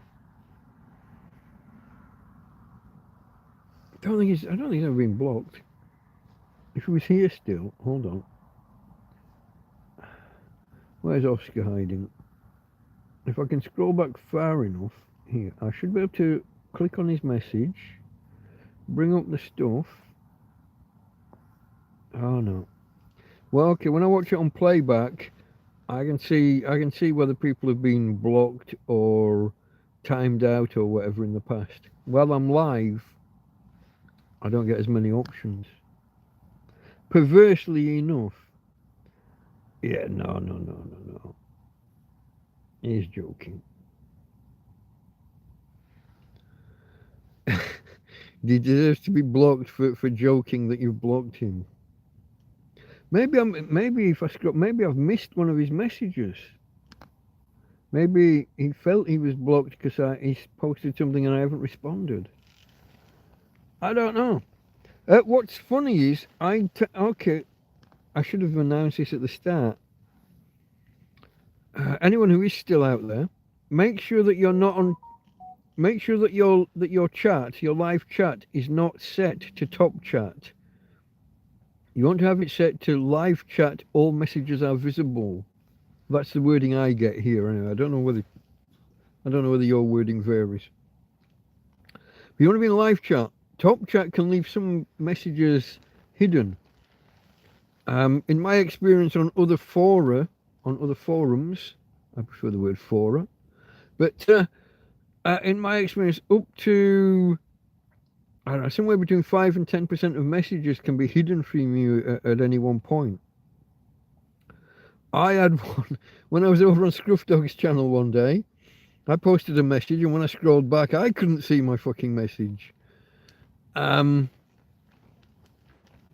top chat, when I switched to live chat, all messages, then I could see it. But it hid one of my messages from me. I think that's the craziest shit ever. I'll hide this from you because you might be offended by it. No, mate, I said it. That kind of stuff. He probably felt ignored when I arrived. Oh, blocked in that way. He wasn't dominating conversation, though, was he? But yeah, it does sometimes get a bit one way, maybe. Other people, feel free to carry on, interact, chat amongst yourselves and each other. Do you know how to do the @ If you type @ and then someone's user handle, you can just respond to them. Everyone sees it, but you can. I tend not to read those out if you're responding amongst yourselves, unless it looks more general. But yeah, interact, chat, talk. You lurkers, step forward from the fucking shadows. Get in here. I don't know, folks. We're coming up on an hour and a half. Where's Farmer and Josie? I didn't promote this one beforehand. I only set the stream up about 1 hour before we went live, and I didn't do the YouTube announcement and the Twitter announcement. So numbers have been a little bit lower than normal. I don't know. Also, anyone in Spain would maybe be out doing the Three Kings stuff. I don't know how late that tends to go on in different places. I know it's usually portrayed as being a kids thing. So anyone who doesn't know, folks, Three Kings Day, which is celebrating the day that the Magi arrived to the baby Jesus. they have big processions in Spain, and they make these big, I guess, papier-mâché or whatever. They make these big statues, these big icons, and they march them through the street. They have processions, and people throw sweets out into the crowd for the kids, and it's a big thing. And also, some places will mock up, like the king's arriving on donkeys, or when I was in Tunisia, it was camels. But yeah. But then Tunisia has more access to camels maybe than Spain. But yeah, it's a big deal. It's a big deal. It's a public holiday, a red day, I think, in most areas. Oh, she's kicking me. And yeah, lots of shops are closed and businesses closed and things. Like I said, big deal. So if it carries on late in areas, I'm still expecting fireworks. Would that be around now though? It would. Hasn't really happened. We had some last night, but not a big organised thing. Maybe because the weather. It was still raining at this time last night. So yeah, this is midnight in Spain now, just after. I forgot I started at 10:30 rather than 10, because I only announced it, I think, at 9:15, something like that. I only created it, so I didn't announce it. I thought that 10 o'clock was too soon, so I started at 10:30. I forgot that little detail, as I often do. Okay. I'm wondering, folks, it's quiet out there. I might... Oh, the Spanish Christmas cake. Yeah, I haven't seen one this year. Previous years... Oh, no, not last year either. Previous years I would have been digging them out of bins. Fully boxed. But whenever you saw one of those boxes in the bin, give it a shake, feel for the weight. And I did pull out one that was 3/4 still there. Me and Tina ate that over about 4 days. With a hidden king for you to choke on, yeah. Come in 2 variations, don't they? One was marzipan. What was the other one? Is it just cream? Yeah, the one I got, where it was almost full, was the marzipan topped one, and I assume they've bought the wrong one and nobody liked marzipan. They've tried a couple of small slices, put it back in the box, put it on top of the bin, inside the bin but on top, and dumpster, big bin. Anyone listening? Yes, I did used to scrounge food out of a bin. Tramp, folks, tramp in a fucking field. I should maybe tell that story more often. I should look back on some of the finds, some of the things. Got some great stuff at times. There's one bin I looked in, and in the bottom was a 12-pack of beer and 2 bottles of wine. Another time, and I did a video on this one, next to the bin up here, the nearest bin to me, 2 carrier bags, 2 Mercadona, the big, heavy, like your Sainsbury's Bag for Life carrier bags, full of wines and spirits. Full. Farmer enters the conversation. Were you there and lurking? Because Karen's just mentioned you. I reckon you were lurking in the background. Karen will bring me some Christmas cake that she made. Will that pass customs okay? My mate Anthony, when he comes out, he brings all the breakfast stuff with him. He brings the bacon and sausages and fucking black pudding and what have you, white pudding. Brings half of the breakfast he brings out with him, because he's Irish and therefore EU, less strict controls on this stuff. But now we Brits are no longer in the EU. Maybe some things are not allowed, like certain sandwiches and things. I can hear Karen swearing me out already. Careful, she'll ban you. I don't know whether a mod can ban another mod. I'm not sure. Have a race to try and experiment and see if you can.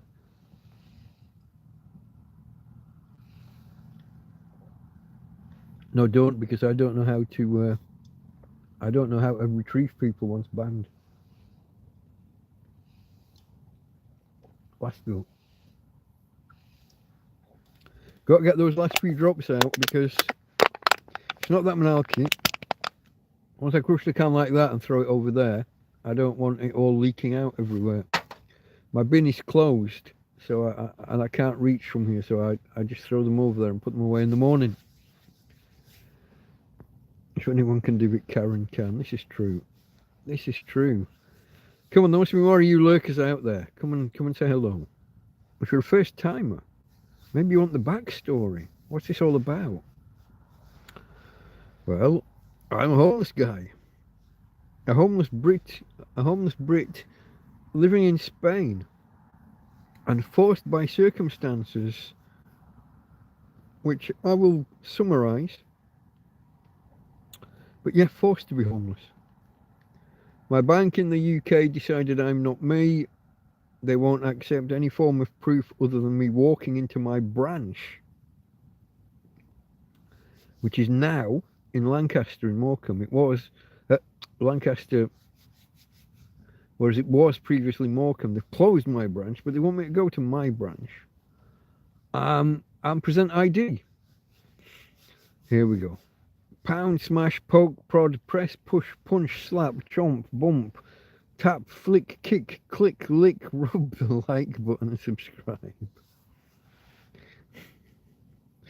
Click, lick and rub. Okay. I think it's meat, cheese and honey that's banned. Honey? Nothing can go wrong. Nothing can go wrong with honey. Why would they ban honey? Honey doesn't go off. It doesn't get infected with things. It's a natural I'm going to say antiseptic. I think that's right. Donegal overlanding. Richard. Hello, my friend. And Tina is here, but she's currently under the covers, kind of snoring and just starting to run in her sleep. I won't disturb her, but if you stick around till later, I may put the camera back on her. I did it, or you can scroll back to earlier where I did so, probably in the first 20 or 30 minutes. I forgot to do it at the beginning. But yeah, no, and Happy New Year to you if I haven't said it to you already, my friend. Oh, look at this, guys. This is when I know the moustache is getting too long. When I take a drink and it ends up dripping off the end of my beard. I do actually have a towel here. I wasn't here for that, but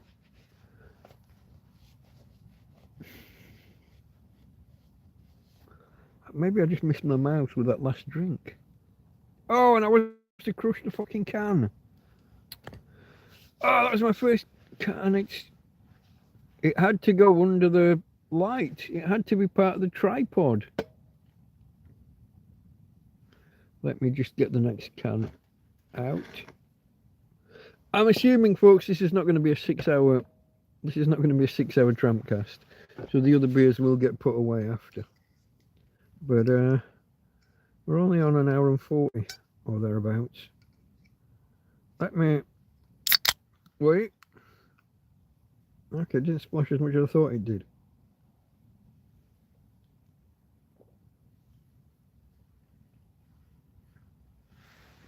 I'm going to keep saying cheers and Happy New Year for a little while yet. For me, Christmas isn't over yet. I don't really feel like I got much of one, folks. I spent the whole period either sheltering from fucking...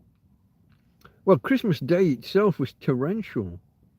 22 hours of almost non-stop torrential rain. Boxing Day, I didn't really look out that much. I don't know. I think it was the 27th when I finally got around to cooking my Christmas dinner, because I couldn't go out and cook in the rain. I did a second cook the day after that. I might be off on my days here. I think it was the 27th and the 28th that I cooked my Christmas dinner one day, and I went out the day after and made like a top up with a little bit more veg. I had lots of potato and carrot and sprouts and parsnip. I had all, but I went out and just made. I had some extra broccoli and some other bits and pieces. And then after that, I think it started raining again, and it feels like it's only just stopped. Either rain or dull overcast and these freezing cold nights. Hasn't really. Crack open a new one. What kind, Mike? Said Farmer. I'm on Amstel today because my friend Anthony, who brought me a breakfast this morning, brought me a cooked breakfast. He got here after 11, so, and he brought me a case of beer. I'm not sure whether it was deliberately chilled or whether it was just that cold, because it was. I sat outside with him for like an hour. I ate the breakfast and we sat and chatted, and it was 7 degrees outside. Fucking 7 degrees at almost, well, it would have been midday by the time he left. 7 degrees in Spain, midday. I've never known that. I've only been here 10 years, but I've never known that.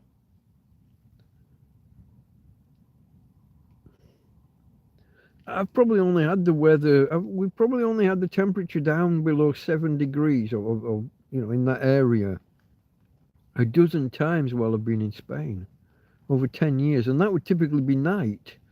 You get that 1 week in February where the temperatures go down around 3 or 4 degrees, and here we are now. Tonight is going to be 3 or 4 degrees, and it's not the first one. Even last night wasn't the first one. Lots of cold weather, lots and lots of rain. Now, I know some people will say, oh, it's winter, what do you expect? Well, bizarrely enough, not rain. The Christmas period, so let's say the week before Christmas to the week after New Year, I would typically be sunbathing through the fucking day. I used to sit out in the park at a bar, and we would sit there. Now,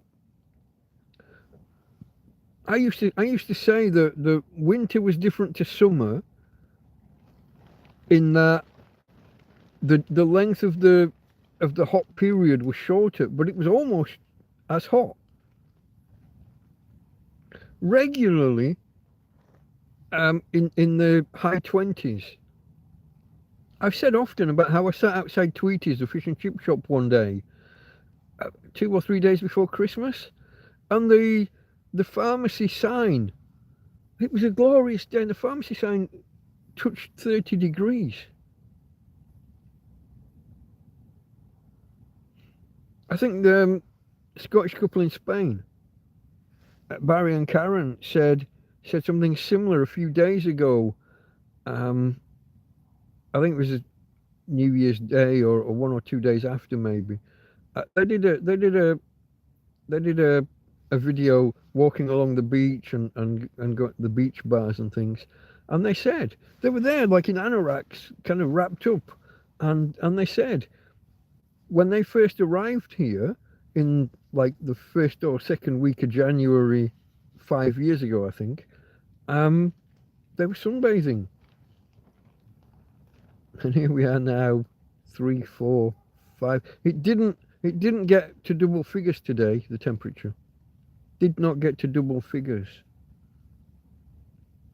Spain, I don't know. It's unbelievable. Crack open a new one, Mike, said Farmer. I will indeed, Fabrizio. How are you coping with the cold? It's 12.1 C in our living room. Hot water bottles and blankets. I would like 12.1 degrees. What do we got here? Okay, we're still inside the tent. We're hovering at 6 now. 6 degrees.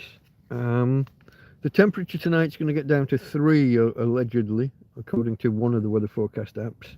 4, according to the other. I can see my breath inside the tent, although I don't think that'll show on camera. I'll give it a try. Don't know, maybe the black background there might help. Then again, with no teeth, I don't want to be opening my mouth too wide on camera. Yeah, no, we're all right. I've got well, 2 quilts and 2 blankets over me.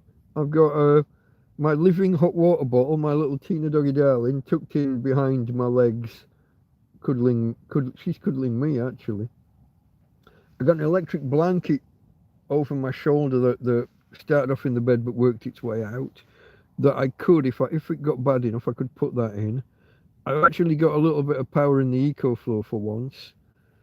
I feel like this last week or more has just been me struggling to keep power in the EcoFlow. Not just the EcoFlow, but the tablet and the tablet and the phone. Keeping device and lights. I spent 2 nights without light.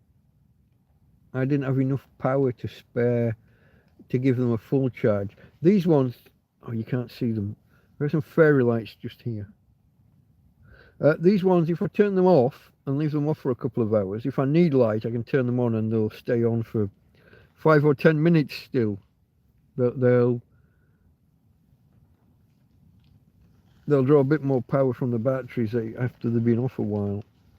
But the USB powered stuff, I haven't had enough power to spare for those. So when they got really low, it gets lower and lower and lower. When they got down to the point that they were on and glowing, but it wasn't making a difference to anything, I just left them off.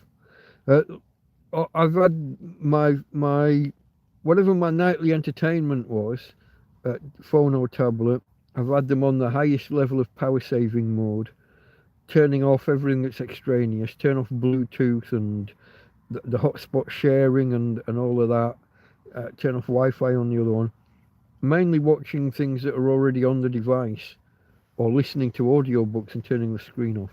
It's been tough from the point of view of having some noise, having something there, having entertainment, keeping power going.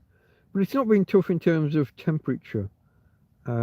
Dampness, damp in the air. All my bedding felt, tonight's not too bad, but last night, it wasn't just cold, it was damp. And not from direct kind of leakage, not from water getting in, but just the moisture in the air.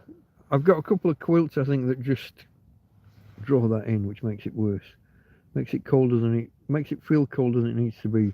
I haven't resorted to hot water bottles, mainly because all of my water is outside and it's so cold it would take forever to heat up on the gas. The air was so cold and it was so windy and also kind of rainy. I would have to set the water boiling and then come back inside, and I hate to leave it unattended. I mean, I will do it a push, but typically not when it's so blowy that the whole gas ring might blow out. So that's a difficulty. So yeah, I was too low last night, like to put the electric blanket on if I'd wanted to, and it was too blowy, rainy and cold to boil water by over the gas. At a push, in an absolute emergency, I do have a little camp stove, I do still have that, and there's a bit of gas in the bottle still. I could have done that inside. Now, I'm not talking about putting heating on and leaving it on forever. I would have created a stable base. The floor is all wet through, so even if it had fallen over, it would have been safe. I obviously keep the dog out of the way, but she's disabled now, so she doesn't exactly run around and knock things over. At a push, I could have made a hot water bottle inside, but I didn't, and it would have to be pretty extreme before I did. Farmer says Christmas not over. I mean, if you believe in 12th night, it kind of is well, I was going to say here. It is in my head, from my upbringing. Here we go, fireworks, folks. She hasn't heard it, she's asleep. I won't wake her. Why would you pick 20 past 12? I'm guessing they were somewhere else and they've just got home. Oh, honey is a liquid, so you can only take 100 milliliters. Oh, that's I guess that's a point. We're still doing all that. We're still doing little plastic bags and put your toothpaste and whatever in there, and liquid, toothpaste and hair gels and security theatre. You tell me what you can do. The only guy that tried the binary liquid bomb thing, was he the one that set fire to his underpants, or was it his shoe? When set fire, it smoked, it got hot, it didn't. Nobody's improvised the binary bomb from liquids on a plane. Is it the binary bombs, or is it that it might be a poison? I don't know what they're worried about. Security theatre on the whole. Tina hasn't reacted to this. That's weird. Fry banana in butter and rum with brown sugar and on top some of Karen's Christmas cake. Yeah, yeah. Bananas grow on trees in this tent. I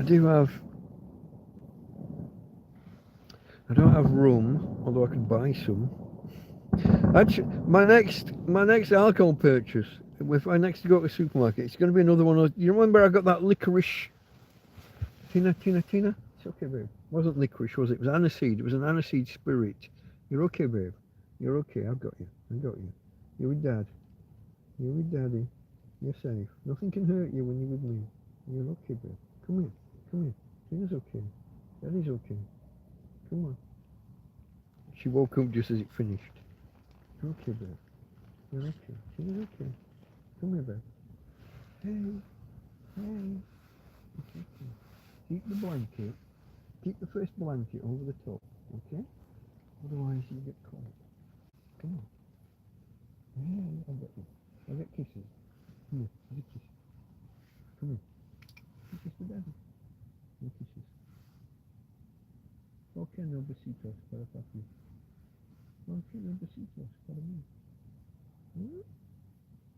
Para papi. Besitos. I'll get you, boy. I'll kiss you if you want. I'm in front of you. It's finished. There haven't been many tonight, so I'm being surprised how few there've been. You're okay, babe. It's okay. You have pulled all the blankets and covers off me though. That's a little bit annoying. Oh, big shake. You can say hello to the peoples before you take all the bed away. Can I introduce you to the peoples? She woke up, folks. She's not actually shaking. She's just a little bit nervous. Let me see. For the ones of you that arrived late and didn't see the earlier Tina introduction. Oh, I haven't got my glasses on, have I?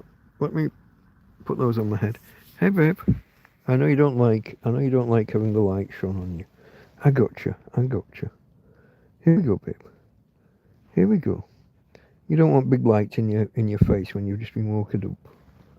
Hey, there you go. Here's my Tina. Let's just tuck this back in here where it belongs. Let's just tuck that back in there. Hey, Tina's collar, that was a present from Anthony, the guy who brought me the breakfast this morning. Quite a while ago now. I'm not sure how long ago. Maybe a year ago. Hey, babe. Sorry, bad camera work, folks. I was looking direct at the dog, not the screen. The dog. I'm sorry, Tina. I don't like to refer to you in such a kind of an objective manner. Or object is not the right word. As an object. The dog. Hey. Here we go. Are you okay now? You gonna lay back down for me properly? Lay down.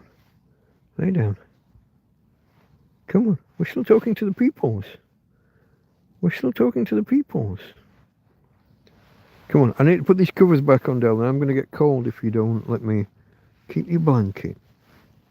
There you go. Are you going back underground? Are you going underground? I don't think she wants to go under. But I'll... Hold on.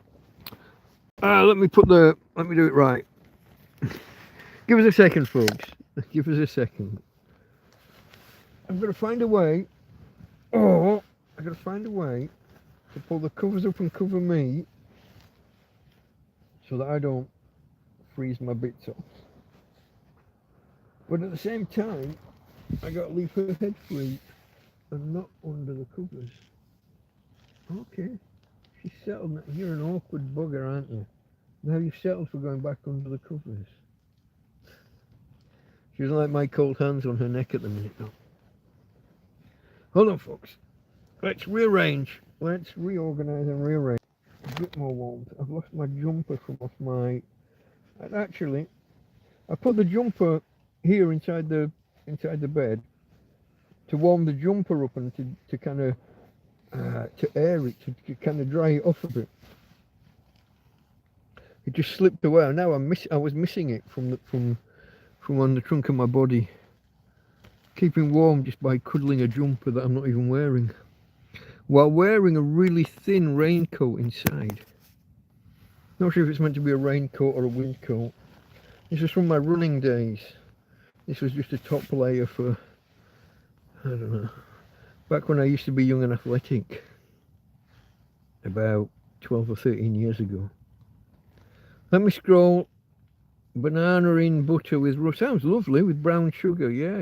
You just, but for one pudding, for one dessert. Sorry, English we say pudding for the name of a course rather than just that custardy thing that some of you guys stateside do. For one dessert, you've created me a shopping list with 4 or 5 items. It's probably not going to happen, mate.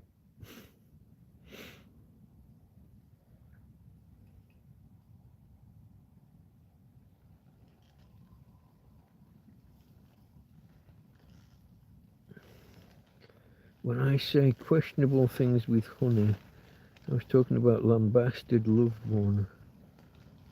Lost me. Isn't honey the name of an adult toy company? Oh, Love Fun, yeah, okay, Love Fun, yeah, okay.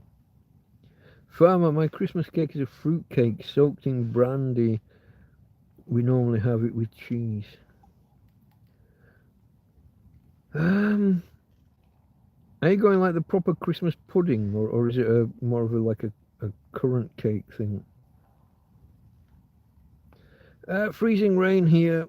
Had to drive in it this afternoon. You're in Canada, what do you expect? I'm in Spain, I expect glorious sunshine. Karen still has snow, yeah, it's been a few days now, hasn't it? Friday or Saturday till now. That's unusual for the UK.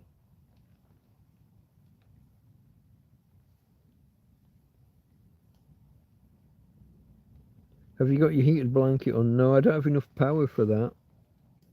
I've not even got the heated blanket in the bed. It started off in the bed, but it drifted down the bed over time. So this was the bottom layer, this was the base. This was and I was laying on top of it, even though you're meant to lay under it, but it worked its way down the bed, and eventually Tina did something and it ended up in a ball over in the corner.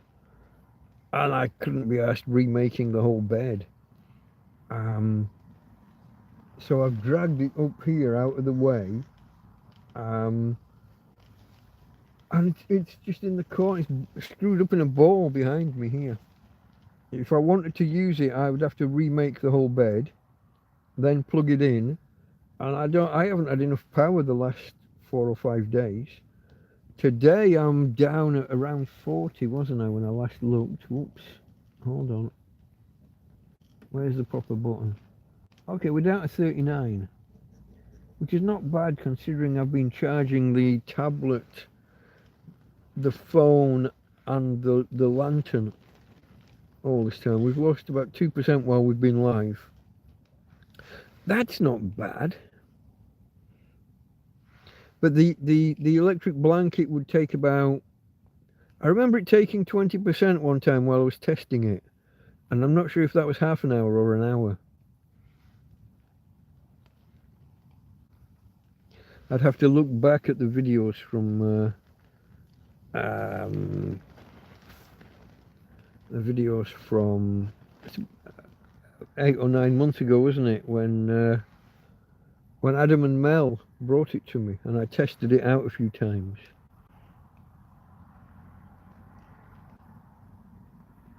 I gotta say, Mike, still much better in Spain. It's like when I'm in Florida and it's 21 Celsius, and I call back up north and they say it's cold up here. It's only 20. Meanwhile, it's -10 there. Yeah, yeah. I mean, some of the temperatures some of you guys talk about, I wouldn't survive in. Not outside in a tent. See, I'm not on the whole, I'm not complaining. I've had a few nights where my back of my neck's been cold. Today or tonight, my hands have been very cold, especially while handling the phone or the tablet. I was watching something earlier, and I was resting on my head like that, and I had my other arm out so that I could reach and do whatever I needed to do. And I noticed after an hour how fucking cold my hands were. I literally had to put them inside my clothes and against my body just to warm my hands up. See, I've just, for the last few minutes, been holding this can of beer. That's a mistake.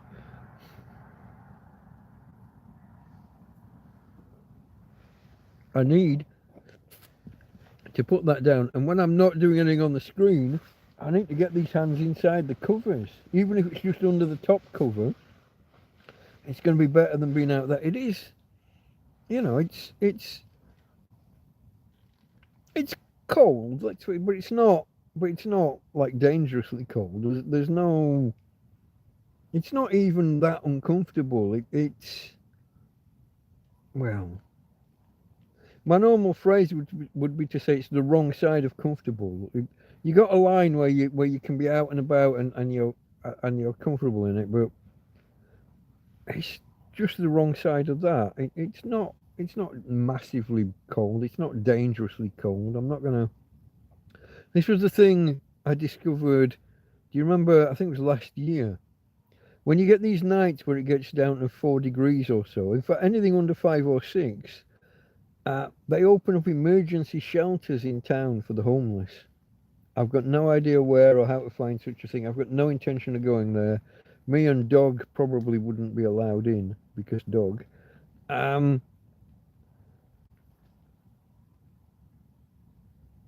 But was it last year I had the Red Cross come around one day asking if I needed a hot meal or hot food.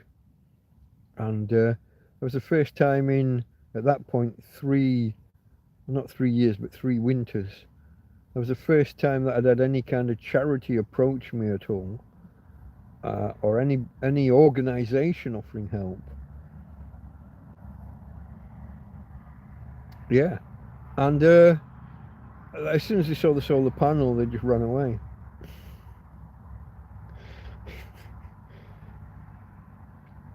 It's like they were. It's like, oh, I don't know. It's like they were vampires, and I'd got the crucifix. They saw the solar panel and just thought, oh, it's camping, not homeless. I guess that there's a danger that if I look too affluent, people will think different of me, and I won't get any help from anybody. But then again, I didn't need the help. They asked if I needed a hot drink or a hot meal. I said, oh, I've eaten one plate of food, and I've got another one kind of boxed up in Tupperware or whatever, and I've just made, I think I'd made 2 cups of coffee, or was it a flat? I can't remember. I'd made multiple hot beverages. Might even have done a hot water bottle at that point. I'm not sure, but and my hot water bottles. I mean, I've got one hot water bottle that Karen bought me for my birthday. Oh, is it? It's not the one just gone. I don't even think it was the last one. It might have been the one before. I lose track. I've lost track of time, folks. I can't tell you when something was. So I've got one proper hot water bottle, but I've still got the little the cushion cover, the cushion case with the zip, and I can easily just get two pop bottles, two soda bottles, and fill them with hot water, and put them inside the cushion cover. And when I did that, when I was literally, well, almost literally living outside, this when I had my first shelter. If you watch my first ever video, 6 broom handles and a tarp.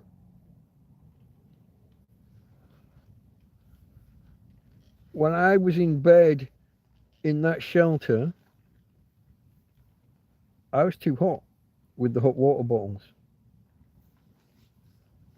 I filled I filled two.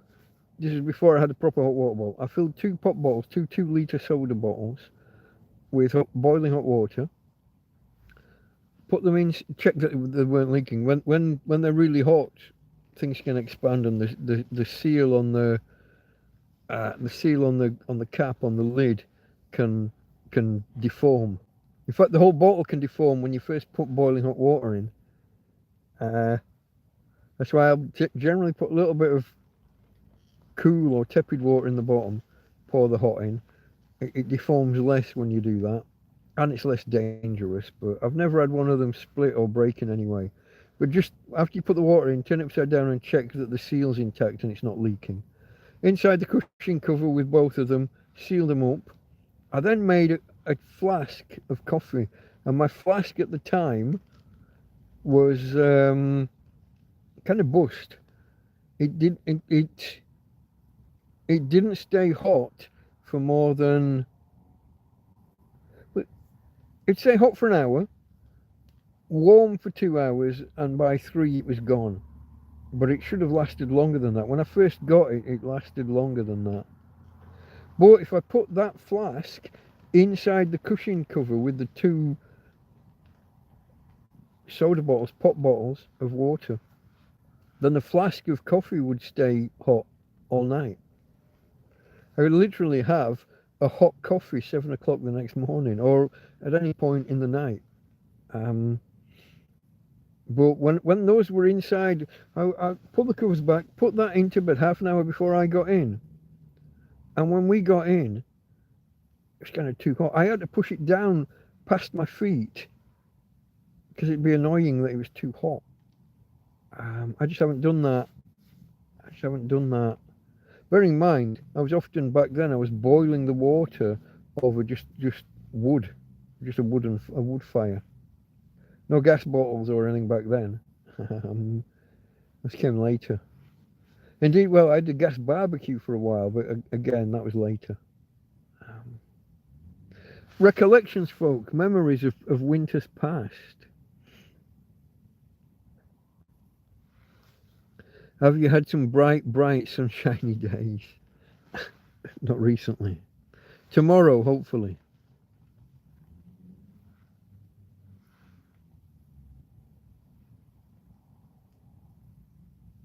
Have you thought about becoming a gigolo?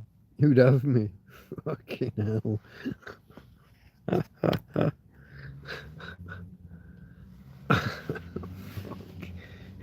Gigolo. That's funny. Oh, now I'm slobbering and slavering. That's funny. For all sorts of reasons that you're probably not aware of.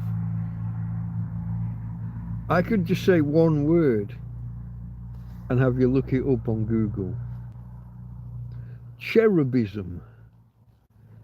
Cherub as in the type of angel. CHERUB. And ism as in ism. Have a look at some of those pictures. And then see why I'm not a gigolo.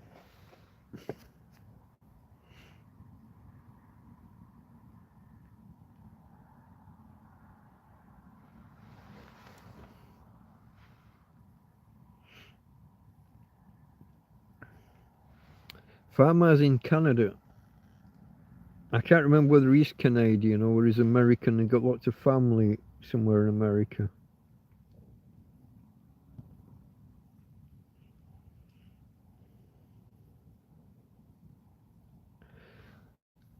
Yeah, as a laugh, he calls people and says it's only 20 degrees here when it's minus 10 somewhere else.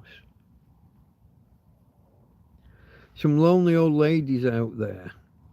I'm sure there are, but I'm not sure that a tramp in a field would attract many.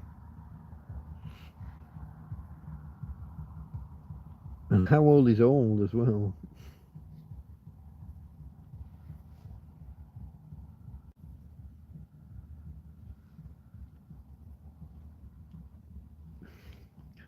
Oh, we're off into music now. What? Karen says no plastic bags now. Now you've lost me, Karen. Do I have to scroll back for context? Have I missed something?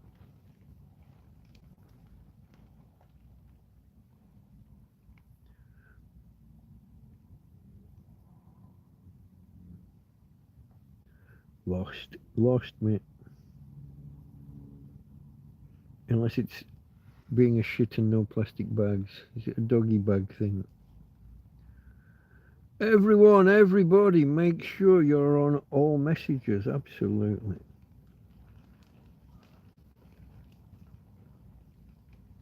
What? Oh, the underpant guy.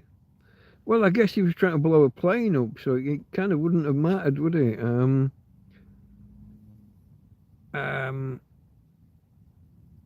Yeah, if you're committing suicide, are you bothered about what happens to your cock? I don't know. But yeah, the underpants guy who convinced a man to bomb next to his cock, a woman. Well done, Karen.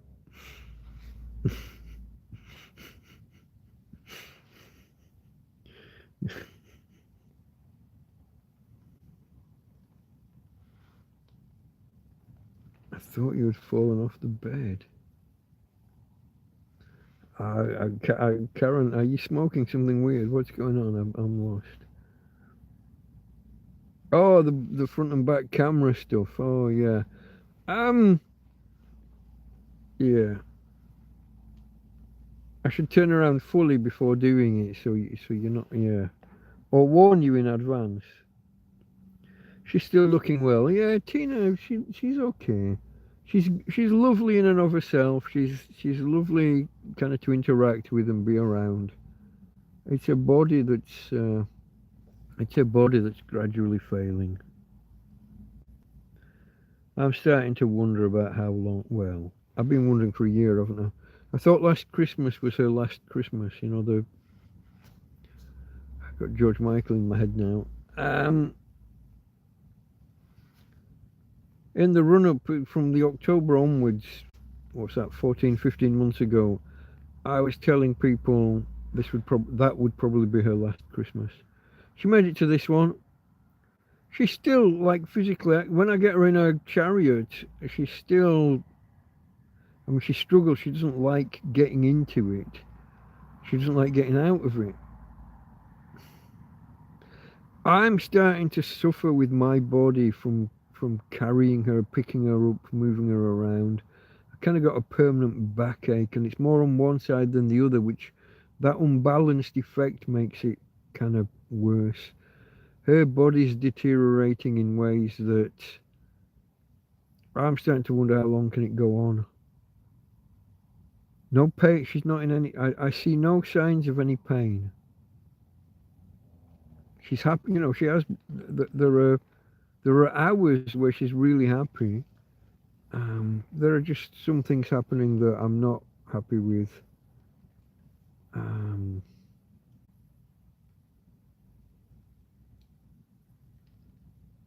This morning I picked her up when Anthony arrived.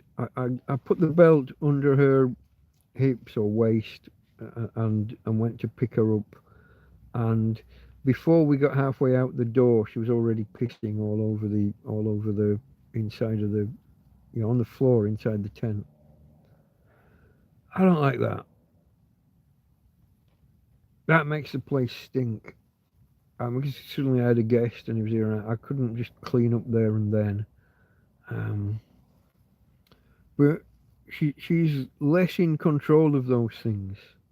stuff like that's happening more and more. So at what point is enough enough? But if she's not in pain, it seems like it would be wrong to finish it. And I don't want to lose her either. Maybe I'm just in a bad, not a bad mood, but maybe I'm just in a downer because of the last week or two, because of the weather and everything. She's fine and happy in and of herself. But she must be aware of her deteriorating circumstances. The struggle she has to get to her water bowl. I had to lift, so she was laying on the bed, facing down, facing away from me, towards her water bowl. The water bowl was maybe 1 meter from the edge of the bed. And I had to pick up her back end and like carry the back end down to the bottom of the bed. And even then, she could only take like baby steps towards the water and only just reach it. And then to come backwards, basically I had to pick her up again. I'm picking up 3/4 of a dog with one arm at distance, at arm's length. Like I said, she's not a light dog. She's not. A lot of people come and visit, and they're like, "Oh, she's bigger. She's bigger than I thought." She's in old money, 77 pounds. In modern money, 35 kilos. She may be. I think she's maybe losing a little bit of that weight now, but it's a lot of weight to have in one hand at an extended. Even if I'm only carrying half of it or 2/3 of it.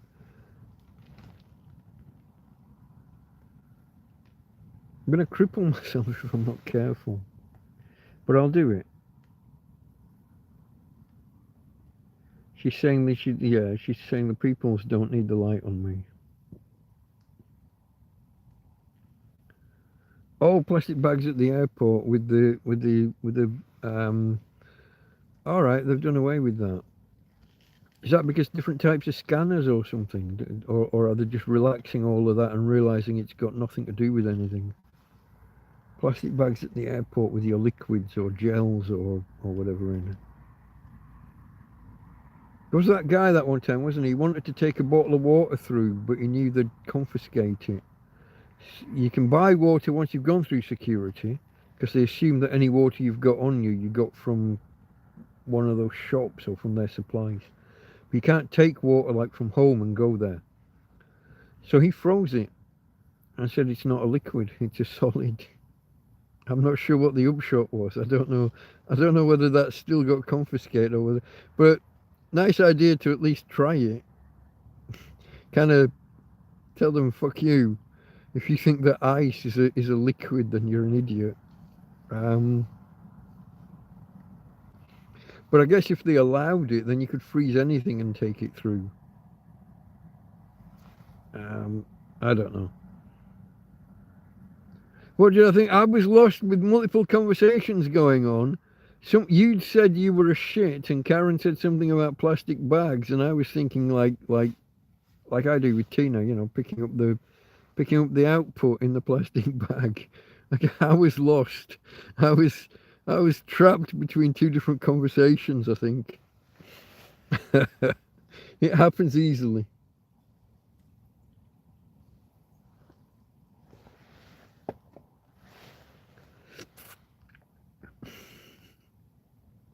New scanners, okay.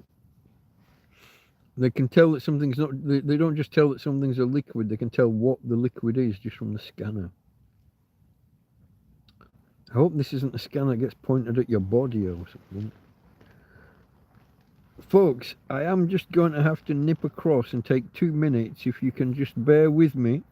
I'm going to mute the microphone. Apparently the new name for a Karen is a Jessica. I'll let you tell me more upon my return. But that'll be a relief for you if it takes off and happens. I'm muting the microphone. I will be back in 2.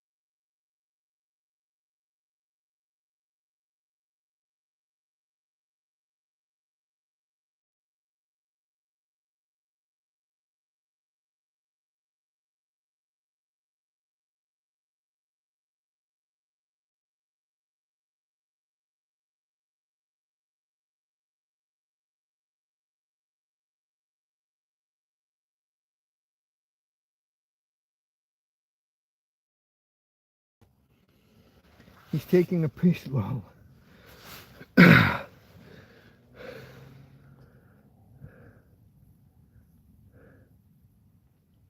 Oh, Josie arrived. Where did the star go? Well, the real star is under the covers. She was asleep well. She's staying warm under the blankets. Did you see the obstacle course? Are we back with volume and everything? I accidentally turned the camera off there for a second. But let me just scroll back. Okay, there's where Josie arrived. Hi Josie, Happy New Year. I know we've said it in WhatsApps, but I don't think I've said it to you in vocally. Looking again. Are you under the covers or are you out of the covers, babe? She's gone back under. She's happily tucked under, so now I can pull the covers up properly. Here's the thing, folks. The bottom end, some of these blankets and quilts and things hang over the bottom and the floor's all wet. From where we've got the rip in the side wall and where the door doesn't fix properly. The floor's a little bit damp at this end, positively wet at the other end, where it comes in through the floor somewhere under the bedroom, I think. The palaver for me to get out of this, because I can't step off to the side, so I've got 4 layers of blankets and quilt, roll them over, I then got to get over 8 layers of blanket. Then at the end, because the floor's wet, I have to put my shoes on, and then I've got to traverse an obstacle course through to the other bedroom where I've got my plastic bottle. And someone's going to ask, has he washed his hands? No, he hasn't, but now he will. This was the when I had that problem with the with all the bites and the blisters when everything became infected. This was the alcohol gel. This was the bottle for the alcohol gel that Joby found and brought me. Now it's just soap and water. So here's the procedure now. It is just squeeze a pre-made mix of soap and water. Quick wash around. You wanna watch and make sure that the procedure's okay and the hand washes, because people did comment one time, oh, he hasn't washed his hands, and I'm like, fuck, I live in a field. What do you want? So there's the soap and water. I'll leave that on for 10 or 20 seconds. How many? You're supposed to be able to sing Happy Birthday a couple of times, aren't you? And then, after it's been on a while, I can't rinse it off because that would be too much water, but I've got a towel here and I wipe it off. And there we go, folks. Hygiene, tramp style.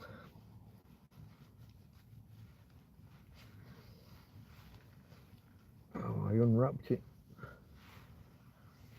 There we go, folks. Personal hygiene by a tramp in a field.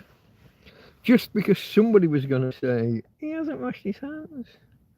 So there was Josie arriving. Where did the star go? He's back now. He came at the right time. He's taken a leak. Okay.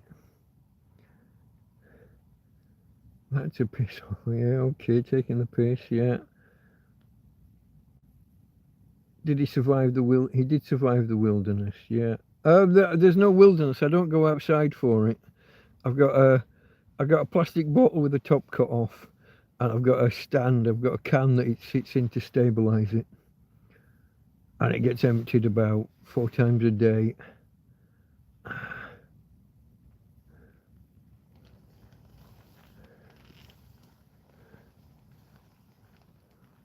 All good, okay.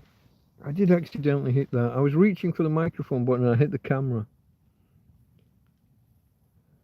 Here we are, snowed in. Life took a step back. Put it closer to the camera, the hands, jeez. Okay, I tried. Oh, I've got, okay, hand sanitizer. Yeah, I haven't got any of that at the minute. I ran out of that. I've got the wipes. I've got, I'm never sure, like with a bag of wipes like this. some of them are just, some of them are, no, Tina. Hey. Every time you hear plastic rustle, it's not food. No. It's not always food, darling. No, this is not that. It's just this, look. It's just this. It's not food for Tina. No, it's not food for Tina. But these wipes, actually, I've lost the... Some of them are just aloe vera. And they're just, like, nice. But some of them are more antibacterial or antimicrobial. I don't know what's what with them. No, lay down. Oh, I'll tell you what. No, don't lay down. Don't lay down. I've still got a few. Come on back. Join the show. Auntie Josie was just asking about you. Let's give you a few... Let's give you... Pimping my dog out again, folks. Pimping my dog out to make the channel more lively and attractive. But you won't be able to see her at the minute. You're facing slightly the wrong... No, there's nothing there yet. Wait. I'm trying to get you... Hey. Oh, I got to do it. Wait. I'm not sure whether this will work or whether I'll need to put the... I've got to unplug that for a start. Can you see? I can't on mine, but I've got my brightness turned down to save power. If your brightness is turned up enough, maybe you can see her? And maybe you can't. Where are we, Tina? Where's my hand? There's from there to there to there. No, you're in the darkness, aren't you, darling? Tina's in the darkness.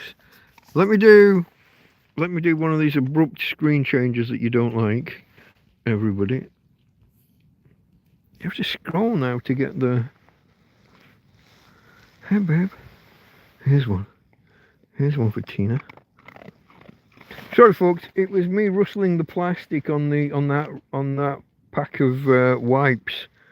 As soon as she hears plastic rustle, she assumes that there's some food. Even if it's my food, not her food, she assumes it's for her. Okay, darling. I'll give you the last couple here, look. You take those on your own, in your own good time. I'll go back to talking to the peoples. Okay, folks, I'm going to spin the camera back around. The light's going to go off.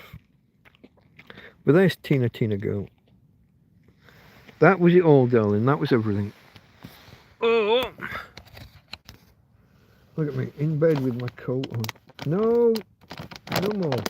Not tonight. Tomorrow. I'll get you more. No, that's just a cuddle. It's not always food. Every time my hand comes towards you, it doesn't have to be food every time. Sometimes I just want to play with my girl. Give her a tickle and a cuddle. Now lay down, get your head down. Are you going back under, or are you over? Are you out or in?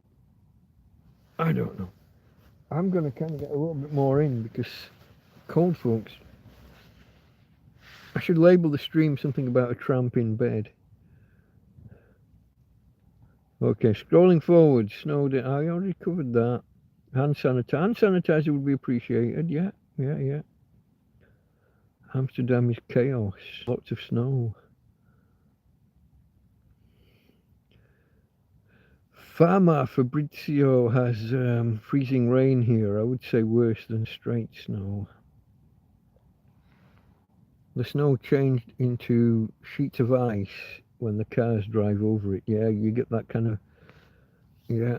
It's even worse if you get actual black ice under it. If you get a bit of sleet or something and the water freezes. Josie works from home the rest of the week. That's good. Karen loves the snow. Most people don't. Especially old people your age. I like the look of it. And occasionally to play in it. But it's been a long time. I don't like when your hands are frozen when you've been doing the snowballs or building snowmen. Some of these guys and gals live in places where you can't even build a snowman. The snow gets... It's too cold for you to... Let me see if I get this right. When you apply pressure, the water this kind of half melts and then you roll the ball and then it refreezes. To make a snowball or a snowman, you need that And I think I read somewhere that once it gets more than further than -10, it becomes really difficult to make snowballs and snowmen. Those wipes are probably best damp with some soap and disinfectant. Yeah, I'm never sure. Some of them have disinfectant in them and some of them don't. This one's lost the little flap over the top as well, which is why I kept it face down. The top one's a little bit dirty. We use them everywhere. Yeah, I know people use them for... yeah, I don't. I have a couple of wash rags, a couple of washcloths.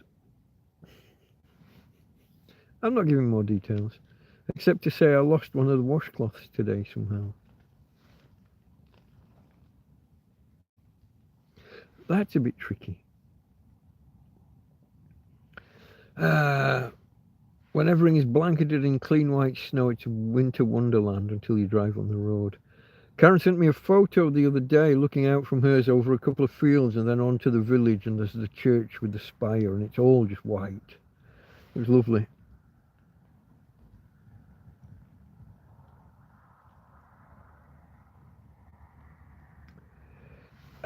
She was already awake and she heard plastic rustling from her.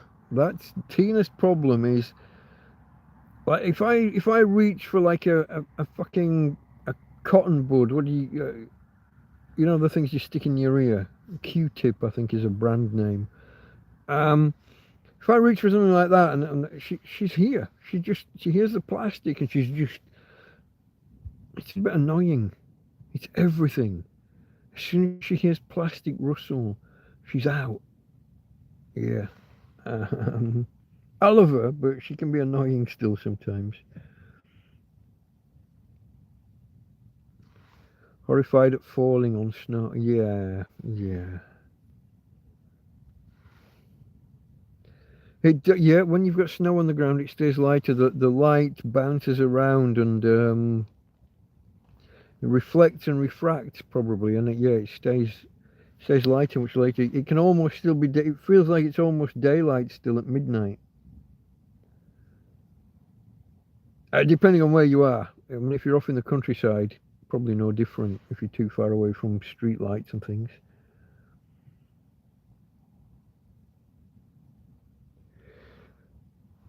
Farmer says, "Oh shit, man! I think Karen's going to show up when you least expect it. Be careful."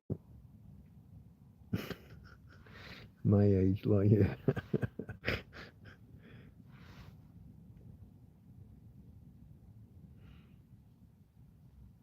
Josie says she's already at that age. You must see to come on this age. Yeah, I'm only a couple of years younger than most of you guys, I think. But well, when I say most, I'm a year or two younger than Karen, if I remember right. At that age, a dog's only thought is food, food. It's always been her only thought. But in fairness, she's always been lovely and gentle about it. Like some dogs, you can't take anything, you can't lift something out of their dog bowl. Some dogs will kind of snap at you and what have you. Tina's never, and she's the gentlest in the world when it comes to when I feed her it. A lot of people put a flat palm out for their dog because they're frightened their dog's gonna grab at or snatch at them. I've always been able to just pass her food. If I put one of these treats in my mouth, well, in between my lips sticking out, she'll just come up so gently and just take it away. She's always been ever so gentle with stuff like that. Apart from the one time she wasn't. Josie was made in 1962, a good year for wine. I'm a 68, I'm a baby from 68, so only a few years.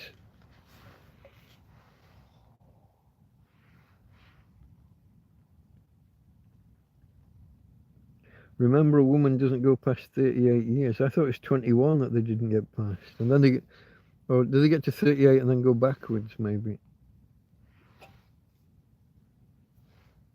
See, unlike me, I age like fine milk.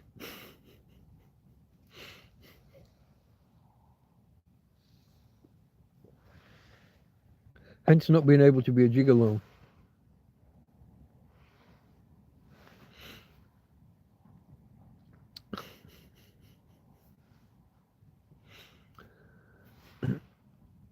My grandfather always said men become old, women become of age. It's that kind of thing, yeah. That reminds me of the women don't sweat. How does it go? No. Men perspire, women glow, pigs sweat.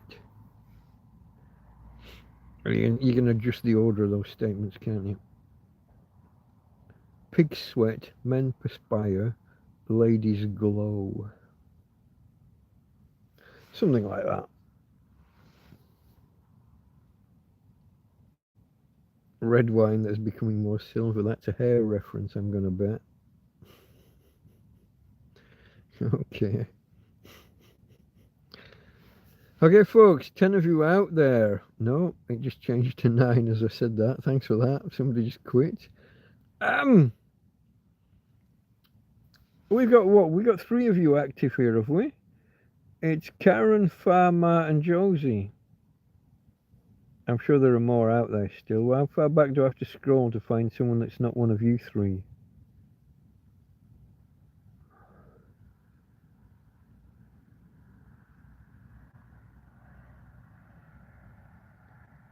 I got to scroll too far, folks. I'm not going to keep going.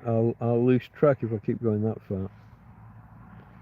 Sugar and spice and all things nice. Yeah.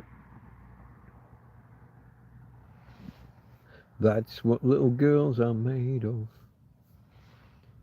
And little boys, slugs and snails and puppy dog tails. Or in some versions, slugs and snips. Is it? Slugs and snips. Is it? Hold on. Snips and snails and puppy dog tails. It still has to rhyme, doesn't it? You got to get your rhyming meter correct. Snips and snails and I've no idea what a snip is. I don't know if a snip is just some other place's word for a slug, or if it's something totally different. Snips and snails and puppy dog tails. Which is why I stick with the British version. Slugs and snails and puppy dog tails. Farmer has known some pretty sour ladies, apparently. I remember that the glowing was dripping off. Back to Billy, yeah, Billy, was it Billy Joe? Billy, yeah, a long way back. Billy was a new name in chat. Just Billy Joe. There was no EL on the end. Scroll back in chat, Farmer. You'll find Billy. Billy's the last name that's not one of you 3. I think was asking the military not military questions, the military conversation earlier when we were talking about White Wedding. That was a good song. 1985, if memory serves. 1985.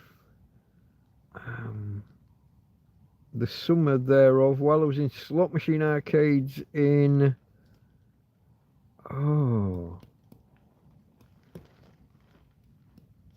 Bridlington or Cleethorpes. We went on holiday.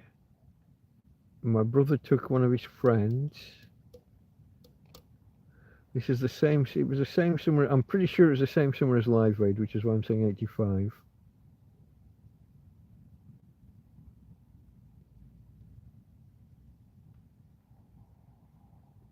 Was it Cleethorpes or was it Bridlington? I don't remember. 1982? Never. It's far too early. Maybe it's just on the radio a lot in 85, along with Tina Turner and Thunderdome. No, we don't. Yeah, we don't need another hero. thought that was the same summer I'm thinking of, when Billy Idol was on a lot on the radio. So in all the slot machine arcades, you've got the music blaring out, and there's just a few tracks from that time that were iconic. Certainly, there's some of that I remember that song from. I'm gonna have to look it up. Have you looked it up, Karen, or are you going from memory? Are you guessing a different year from me, or have you looked it up and you know what year it was? Why did that not come on? Why is my screen not coming on?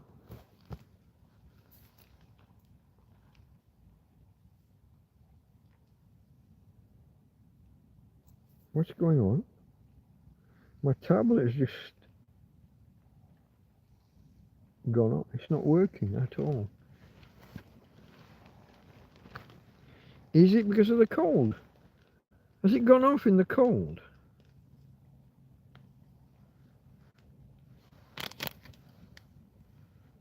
What's going on?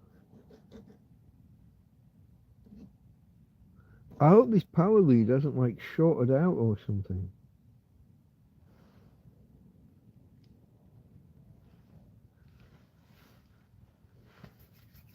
The tablet is ice cold, folks, and it's just not. I'm going to press for about 10 seconds.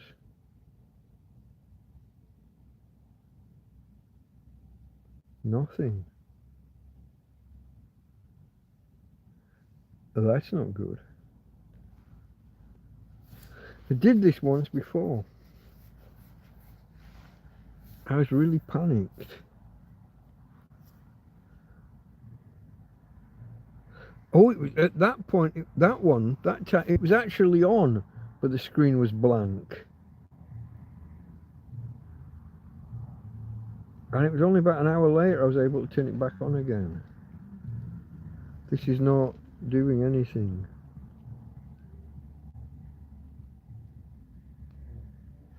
Uh-oh. What I'm going to unplug it. I'm going to put it in the bed with me and see whether it's maybe it was like a thermal cut-off thing. Maybe it's just refusing to work in the cold. Oh, the get me to be a gigolo. That's right, that as well. Yeah. Okay, the David Lee Roth thing. I don't know that song, so I didn't get the reference. Farmer.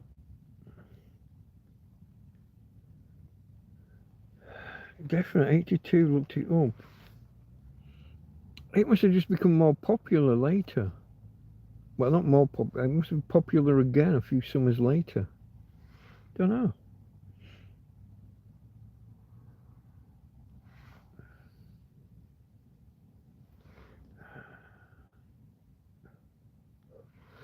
No. It's been. It was full. It was almost fully charged when we started. It was way above 80%, the tablet, and it's been plugged in all along. It was plugged into a cable that's in the cigarette lighter port though, with an adapter, and the adapter had gone off. I'm just hoping that as it pulls in and out, that nothing can short or anything. I'm hoping it hasn't sent a duff signal up the wire and killed the tablet. But it's. I said that it is icy cold, the tablet. It's not cold enough to affect that one. Something's affected it, hasn't it? I don't know, mate. I haven't dropped it, stood on it, kicked it. I mean, it's just been sat there. It was on.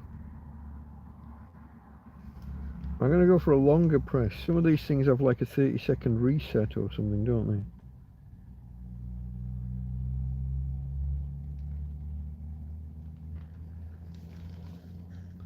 I could go for the power button and the volume up.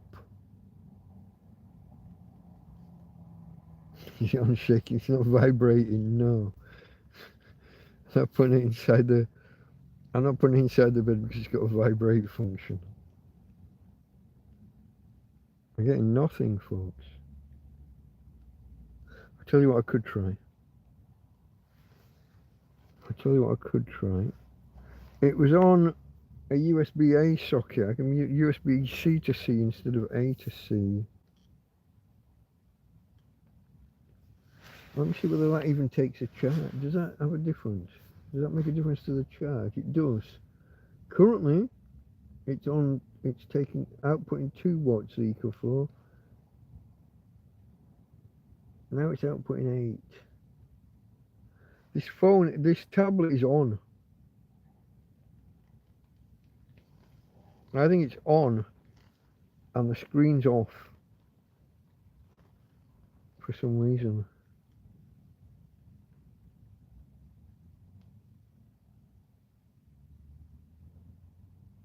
I don't know, guys.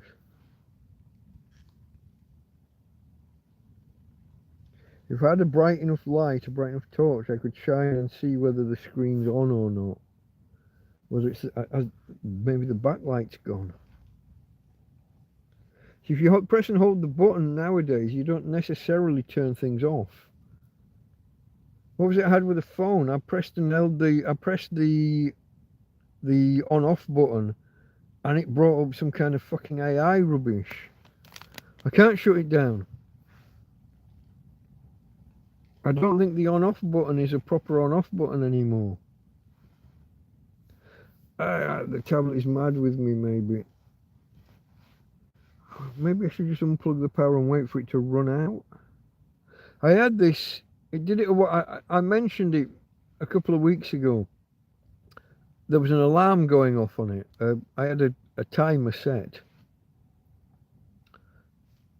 And when I couldn't activate the screen. I had no idea where to press or slide to turn the fucking alarm off. I ended up just having to bury it under a pile of blankets and the other... there is no home button.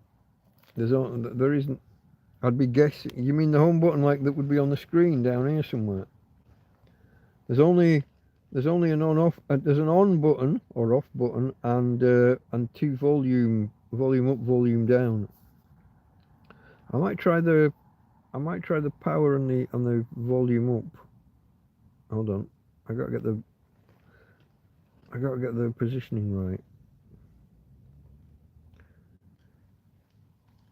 See, even if it was the normal functionality where you press and hold, that brings up a screen for you to, and then you have to click somewhere in the middle to turn shit off. But without being able to see the screen, you don't know where you're supposed to click, you don't know whether you got it, you don't know whether it activated it. I think it's the cold. I'm going to put it back in the bed. I'm going to unplug the power. That was just an experiment to see if it's taking power, then something's working, yeah? It's not totally fucking dead and buried. We'll see whether it comes back in the morning or by morning. It's a worry, but like I said, it did something similar once before. Let me scroll that back and put that back. I don't want you seeing all of that. Let it charge. I'm fairly sure it's as close to 100% as it can be. It's been plugged in all the time we've been live, and it was already fairly high.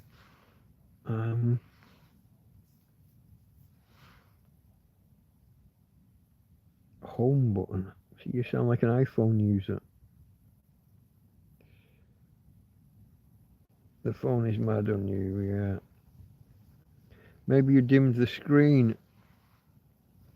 Not while the screen was turned off. How would you dim the screen while it's...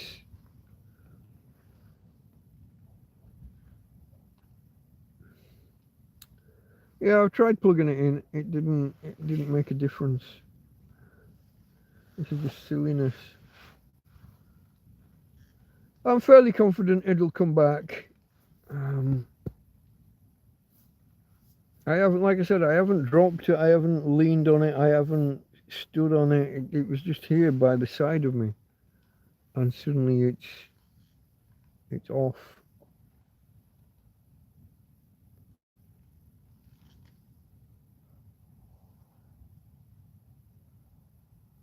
That's just not doing anything. Doesn't matter what I do. On off on volume.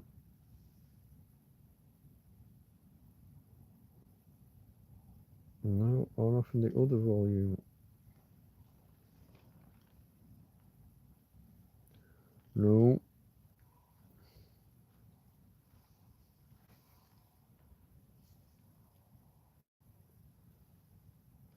It has got a couple of dents in it nowadays though, folks. Not from today though. It has dropped off my phone stand a couple of times. Sorry, Karen. Just living in a confined space. Shit happens. Yeah, tried holding the volume and the on off together. Yeah. I know how to get to the to that particular menu and do those things. I don't know what it is, folks. I'll update you the next time I'm live. Don't be too worried. I haven't done anything to it. It hasn't experienced it unless something's happened electrically with this the 12 volt adapter, the 12 volt to USB adapter. It's been plugged in all along. It was fairly charged already. I've hardly used it while we've been on. I just went to get it then, probably for only the second or third time. Let the phone in peace and focus on something else. I think so, yeah.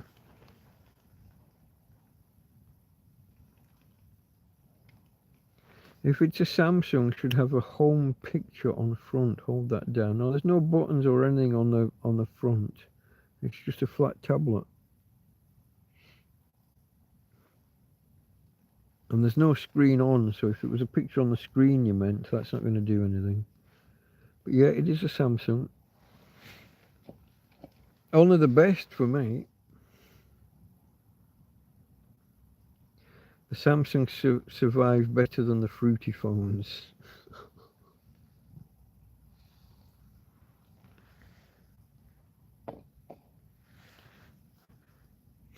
I have no experience of the fruit-based phones other than watching Lewis Rossman complain all these years when he's repairing them.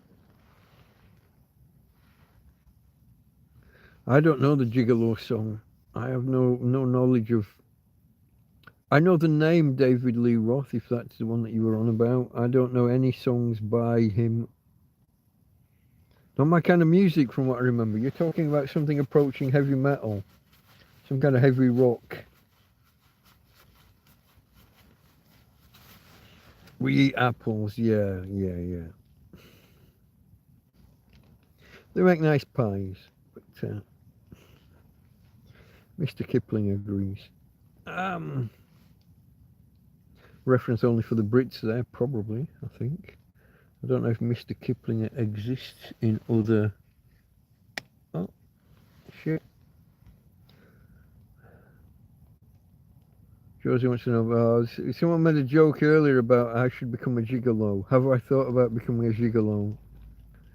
And Farmer spun off into talking about some singer who I've only got a passing knowledge of. Well, not even a knowledge of. Only recognise the name.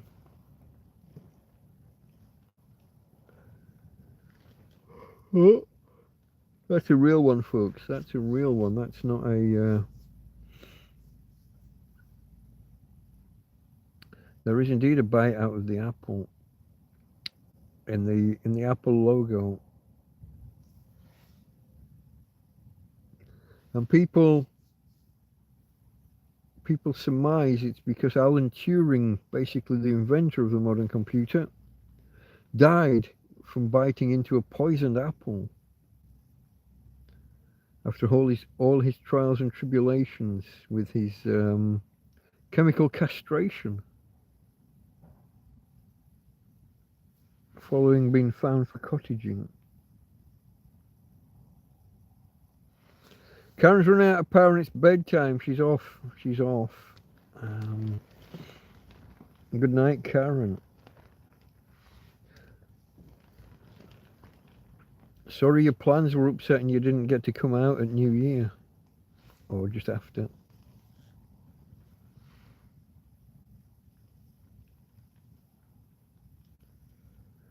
Oh, if the men are paying, they're not the. Oh, okay. Men wanting to be the escort. Okay. Males. Okay. Gigolos. I was about to say, if the men are paying, they're not the gigolo, but then I stopped myself and I caught where you were going with it. Is that a service that was offered by the company?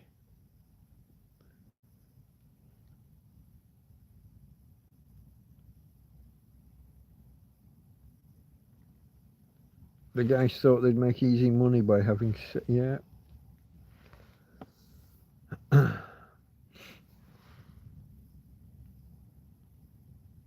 Oh, Karen says she'll be there. Oh, but when I asked them, okay, so the clientele are all male. So if they want to be a gigolo, they're gonna be what we would call a rent boy in the UK. Okay, that's yeah. And most men they run a mile at that prospect. It's an exit, not an entrance. Um, I would agree with them.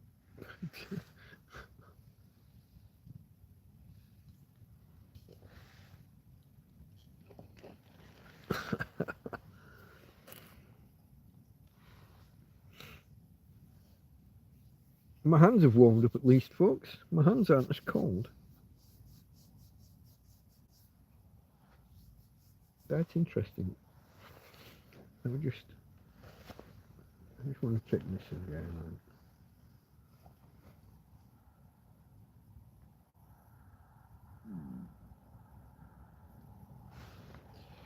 I don't like it when things just stop working randomly.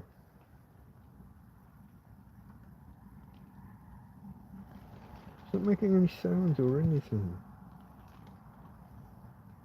No sounds, no flashes, no lights. I don't know. Oh, look at that. Farmer can post links because he's a moderator.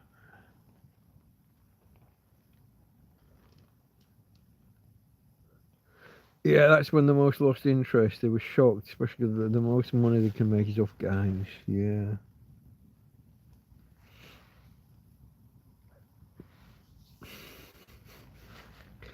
That's not the kind of gigolo most people imagine being, is it?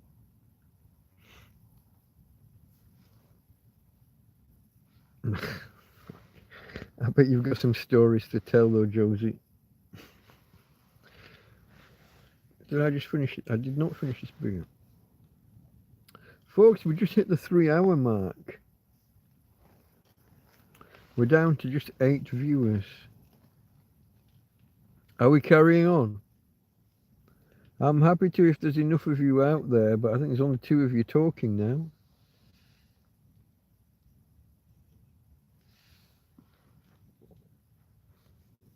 Lurkers, now is your moment. Oh shit, I'm not supposed to do that. I need that to hold the light up. Too late. I've crushed it now. Put it on the pile with the other one. Now, farmers are going to appreciate this because the lamp is going to be stood on a single beer can. Now it's a full beer can. I'm just going to check that that's pushed in. It was not. It's a full beer can. So in theory, plenty of ballast, should be stable. The thing next to it is leaning over though. I don't know, folks. Why do I feel like it's getting warmer? Why am I warmer now? Hey babe, you okay down there? Seems okay. Hey? Seems okay. The fireworks have stopped, I think, now, darling. I think we're safe now. No more fireworks. Hmm? You could bring them. That's a good. Oh, actually, suddenly my neck isn't as warm. Where's the jumper? I'm sleeping in my coat, folks. Can you believe it? It is only a thin, flimsy one, but Never trust the lamp. I know it can attack at any minute. It can attack at any minute, like it has done on many occasions. Okay, some of you lurkers must have questions. If you're just dipping in to see what this is about, you keep seeing TrampCast listed on YouTube.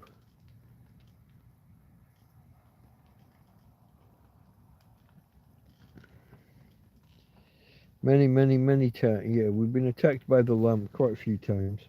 It falls this week, falls over, it knocks the phone over, phone goes on the floor. Sometimes, I think once the stream ended or I exited the stream, it carried on, I had to come back in. Usually we just knock the phone on the floor and lose the picture.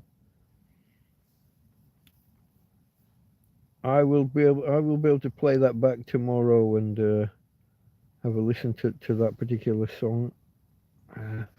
Firma. Oh, I didn't open my beer. I feel a bit off. What's this? What's the time? I'm lost because we didn't start at 10 o'clock. 1:30 and I'm opening a can of beer. I guess so. As long as we're going for another hour, if we hit the 4-hour mark, that'll be alright. If we end in quarter of an hour, that'll be a little bit. That'll be a bit lit. That's a good word, isn't it? It'll be a little bit weird opening a beer at that time in the morning.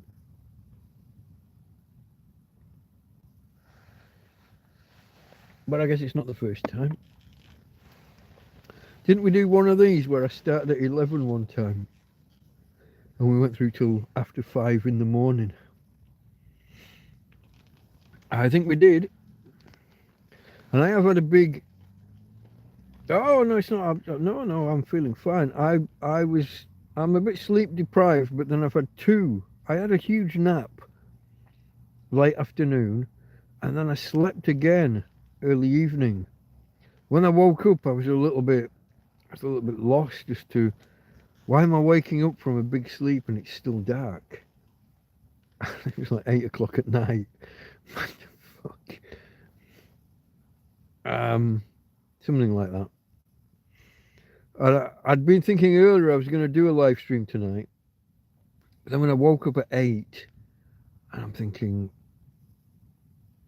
I'm not in the, I'm not in the mood. It feels weird. And I left it while 9 thinking about it, and I walked Tina around that time. And I came in and thought, yeah, oh, sorry, let's go and talk to the peoples, as we say. Come and talk to you folks. And I set up the live stream by about 9:30. I set it up, but I thought starting at 10 with just like 40-45 minutes notice. Bearing in mind I've quite a bit of setup to do this end as well. I have to bring the lights and the eco flow and the wires and make sure I've got the beer here and get the bed presentable, because you guys are going to be looking over it while I'm shining cameras around. Get the dog into the bed. She's often down by my feet. I got her up this end because I knew she was on the floor actually having her food at about, I don't know, 9:15, and a firework went off, one of the big ones, just a single big bang, and she's looking around for where she can run away to. And I had to get her to step up onto the bed, and I had to just... The way we do this getting on the bed now, if I'm already here, I tell her to hop up, but she gets 2 paws on the bottom of the bed, and that's as far as she can get. She's trying to pull up with her front paws. She's trying, but it doesn't work. So I just have to grab her collar and lift and pull. It's a little bit inelegant. I hope it doesn't hurt her, but... What else am I gonna? I haven't got any other way. Like I say, it's all very physical. Dealing with Tina at the minute is all very physical, and I knew that as the fireworks went off in the night, she'd want to be up this end with me. So rather than having her down the bottom end and then struggling to try and turn around or looking for somewhere to run away, I put her up here with me, and try and look after her and calm her as these things happen. What else can you do, folks?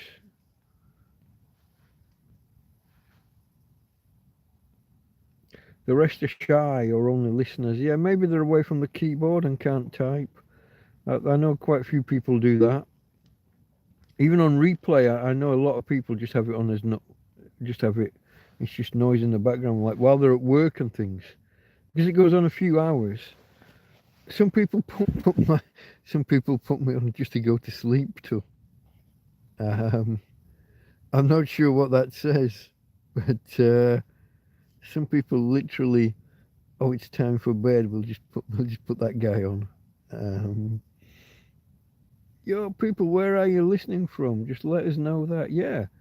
What country or city are you in, folks? Just come and introduce yourselves. Come and say hello. Do you like the channel or are you the haters? Are you listening because because you want to criticize? I know there are some of you out there that do that. Um, let's call a siesta over there. If it was a single rest, if it was a single little sleep, yeah, and earlier in the day. But this was, I think I slept something like, I'm trying to remember because I woke Tina, then fell asleep. I slept something like 4 while 6, woke up for about 10 or 15 minutes, and then back asleep again until just after 8. That can't be right, actually. That can't be right. I slept, yeah, okay. It was 4 while 6, then I had to go and bring the solar. I'd moved the solar panel to the other side of the field just to try and get extra power, extra solar. Yeah, when I woke up, it was just getting dark, so I had to bring the panel back here and bring the EcoFlow in. Because when I put the solar panel over there, I have to put the EcoFlow over there with it. It's only a short cable. But yeah, as soon as I'd done that, I was back in. I put an audio, not an audio book. It was a YouTube video about alien invasion. There's a lot of AI generated slop. There's only really 3 storylines or 4 storylines with those things, but I keep putting them on anyway because I like sci-fi, hoping that we'll get a good one, and very rare. It's rare that we get a good AI sci-fi story on these channels, but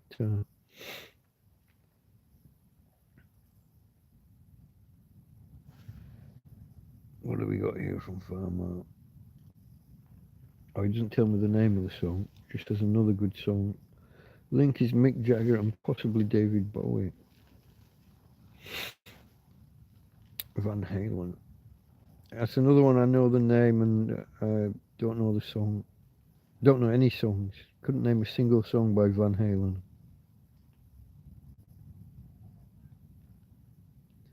Oh, Dancing in the Street. That was Jagger and Bowie in Live Aid when they premiered that video. Van Halen's done a version. The original one was it Martha and the Vandells? Maybe. Memory's not what it was. Dancing in the Street was a great song. And it was a charity record released during Live Aid.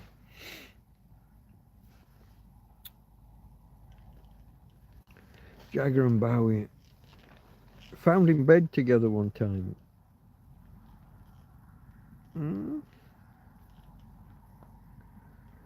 I don't know.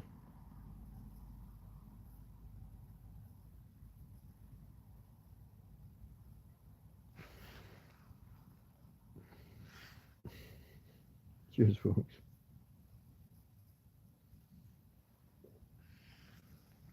I don't think we're going to make it to 4 hours. I think the conversation is going to dry up with just the 3 of us, just you 2 and me.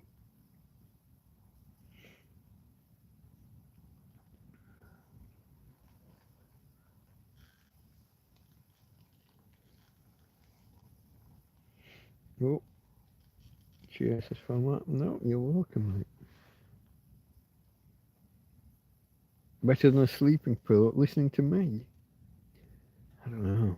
What does it say that I'm the voice that some people want to fall asleep to? I remember back in the early days, some people said they really liked my voice and that I should do audiobooks. And when I did a few chapters of an audiobook, not many listened to it. And then the phone broke. And then there was a bit of controversy about whether to read the book as it was written or not, because it had certain words in it.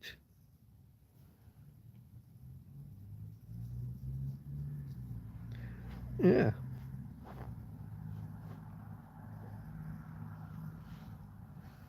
Yeah. That word. You know the one. That one. You've heard me say it a few times.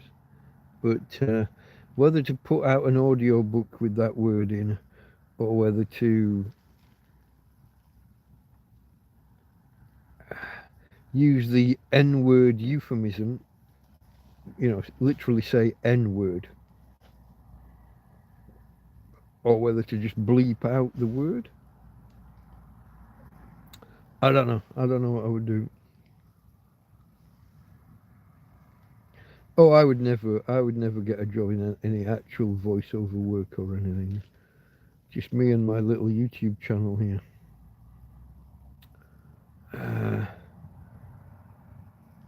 We got far fewer new subscribers last year than the year before. Far fewer.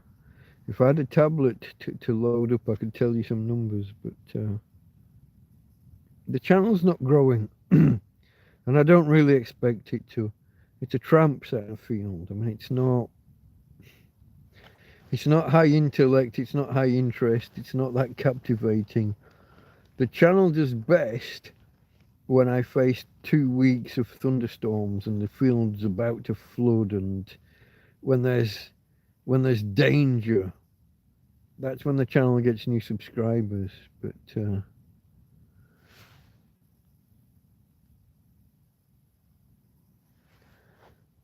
guys, I have a Zoom meeting at 9:30. This is Josie. I have a Zoom meeting at 9:30. I must prepare for that and sleep. So I'm off to have.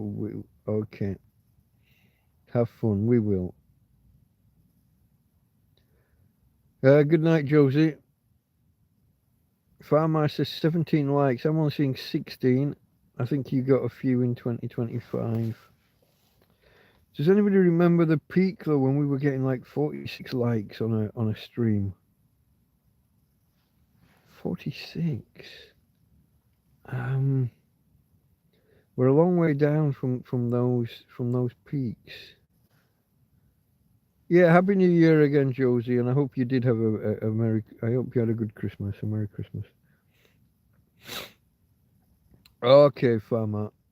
I think we might go till 3.5 hours on the stream. Another almost 15 minutes, and then it looks like we'll be calling it quits there.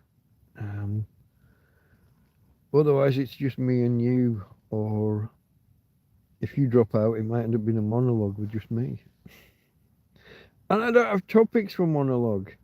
In fact, the few topics that I had, science-wise, are on the tablet, which isn't functioning right now, and may never function again. I've no idea.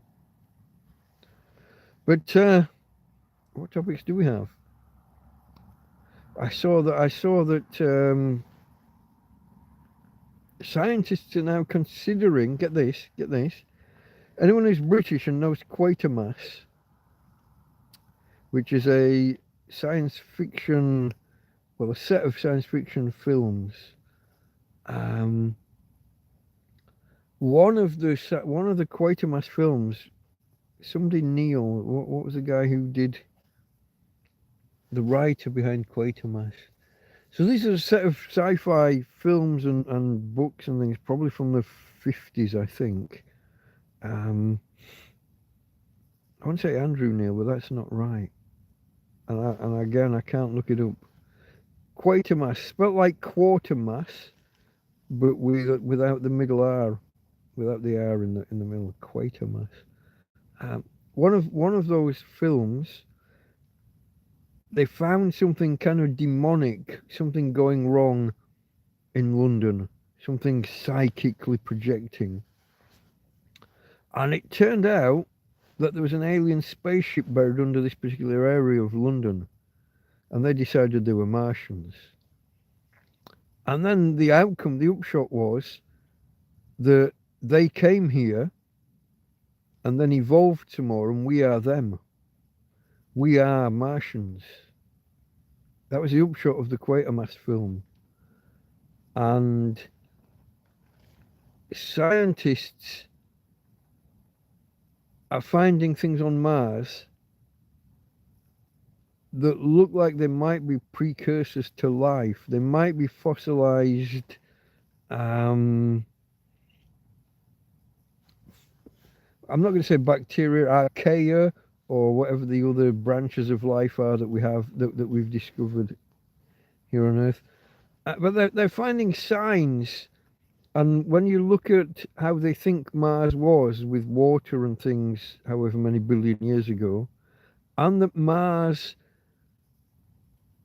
would have been capable of life earlier than Earth, because Earth was hit by a massive object that caused the whole Earth to go molten again, and ejected some ejector ejected some of there's a reason that the moon is made out of the same stuff as the Earth, but it's made out of more of the stuff from the center.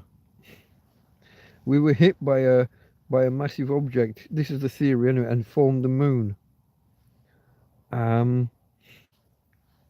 that means that the Earth wasn't ready to be life sustaining and life forming. Earth started to cool down from being molten, became solid, and then got hit again by something large. Mars didn't. Mars, in theory, could have been capable of sustaining life earlier than Earth. So scientists are now something that was in a sci-fi film in the 50s, and an idea that was totally rejected by science most of this time from then onwards. They're now asking the serious question, are we the Martians? Could something have impacted on Mars, thrown rocks out, and could some life have been embedded within that rock? Could it have survived that initial impact and been thrown into space? Could it have survived entry and impact on Earth, and could that have started life here? Sterile because it was heated. Yeah. I mean, if you're entirely molten, as far as we know, you don't like to make assertions like that makes it entirely sterile. Some of the extremophiles that we found. So current theories are that life started and these volcanic vents at the bottom of the ocean, and well, maybe not started but thrived. There's a question. How do you get from inert to life in the first place? Physics forms chemistry. Chemistry is the base of biology. If enough rocks are impacted in the right way at the right time in the right conditions, can that form amino acids? If the carrion being impacted, can that form proteins? If the carrion being impacted, can that form RNA? And if that develops in the right way, could that form DNA? And these are the questions. How do you go from chemistry to biology? But it's serious science, it's serious questions. But if that happened on Mars rather than here, and then hitched a ride on asteroids, on meteorites, whatever, meteors, which we call meteorites.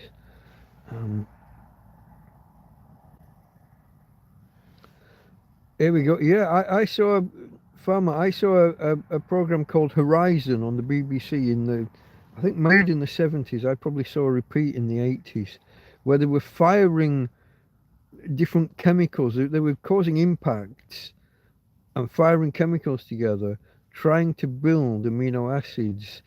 If it's fired and the impact is hot enough and lasts long enough, kind of thing, if the environment is right. So can you fire something into a pool of chemicals or a batch of chemicals? Can you fire it in there, and will the heat and the pressure and everything that happens during that impact, will the chemistry that happens lead to the building blocks of life? And they were building, I'm fairly sure they were aiming to build, I don't know if they were aiming to build amino acids or just the precursor of amino acids, the right chains of molecules. But yeah, that. Sandbed at simulated Earth impact speeds. And shown, okay, you've shown that, okay, they've shown that something already alive can survive. Wasn't building them, but it was with them already alive, can they survive? Again, yeah, similar thing, similar idea, but yeah. And it looks, yeah, it's looking more and more likely. And then you've got the questions of does that mean we came from Mars? Or are you going at the wider concept of panspermia, where life is getting spread by these kind of events? Life is getting spread throughout the galaxy, throughout the universe. And if these things are hardy enough to survive on a fairly barren planet or asteroid or planetoid or whatever, do they then terraform it once they get there? Because we've got this whole idea that like limestone kind of isn't natural. Well, that's the wrong wording. Limestone requires biology, maybe. Taking carbon out of the air, taking carbon dioxide out of the air, transforming it, depositing it, and maybe leaving some oxygen behind. So so basically terraforming a planet. That idea and things like stromatolites and yeah, there's lots of posh words for some of this stuff, isn't there? But all interesting stuff. Can life travel through space? Can it arrive somewhere else? If it gets there, can it survive? If it survives, can it terraform the planet? And then does it populate the planet? Are we the aliens or descendants of aliens? Are we the Martians? As Quatermass postulated in this film back in the 50s in black and white.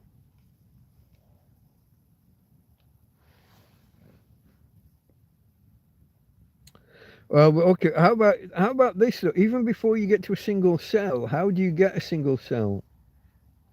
I saw a video a while back, probably by the same guy, this could have been Anton Petrov again. Certain chemicals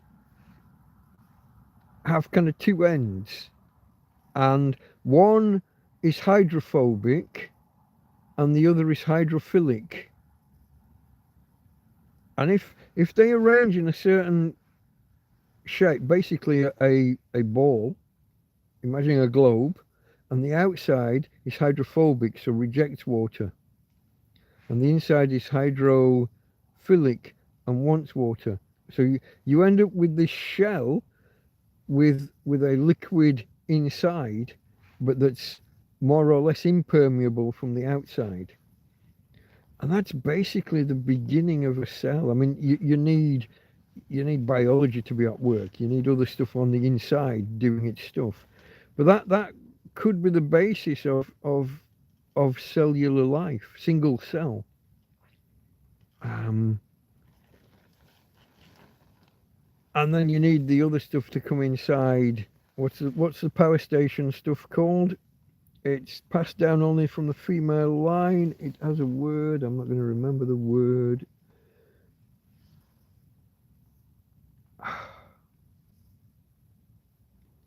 I do know it.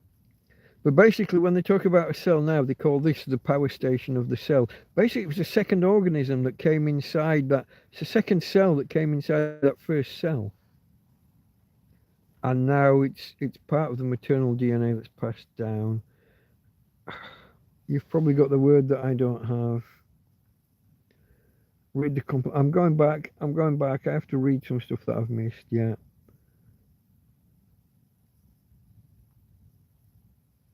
Primary single cell that added complex sugars to make a rudimentary mouth and anus.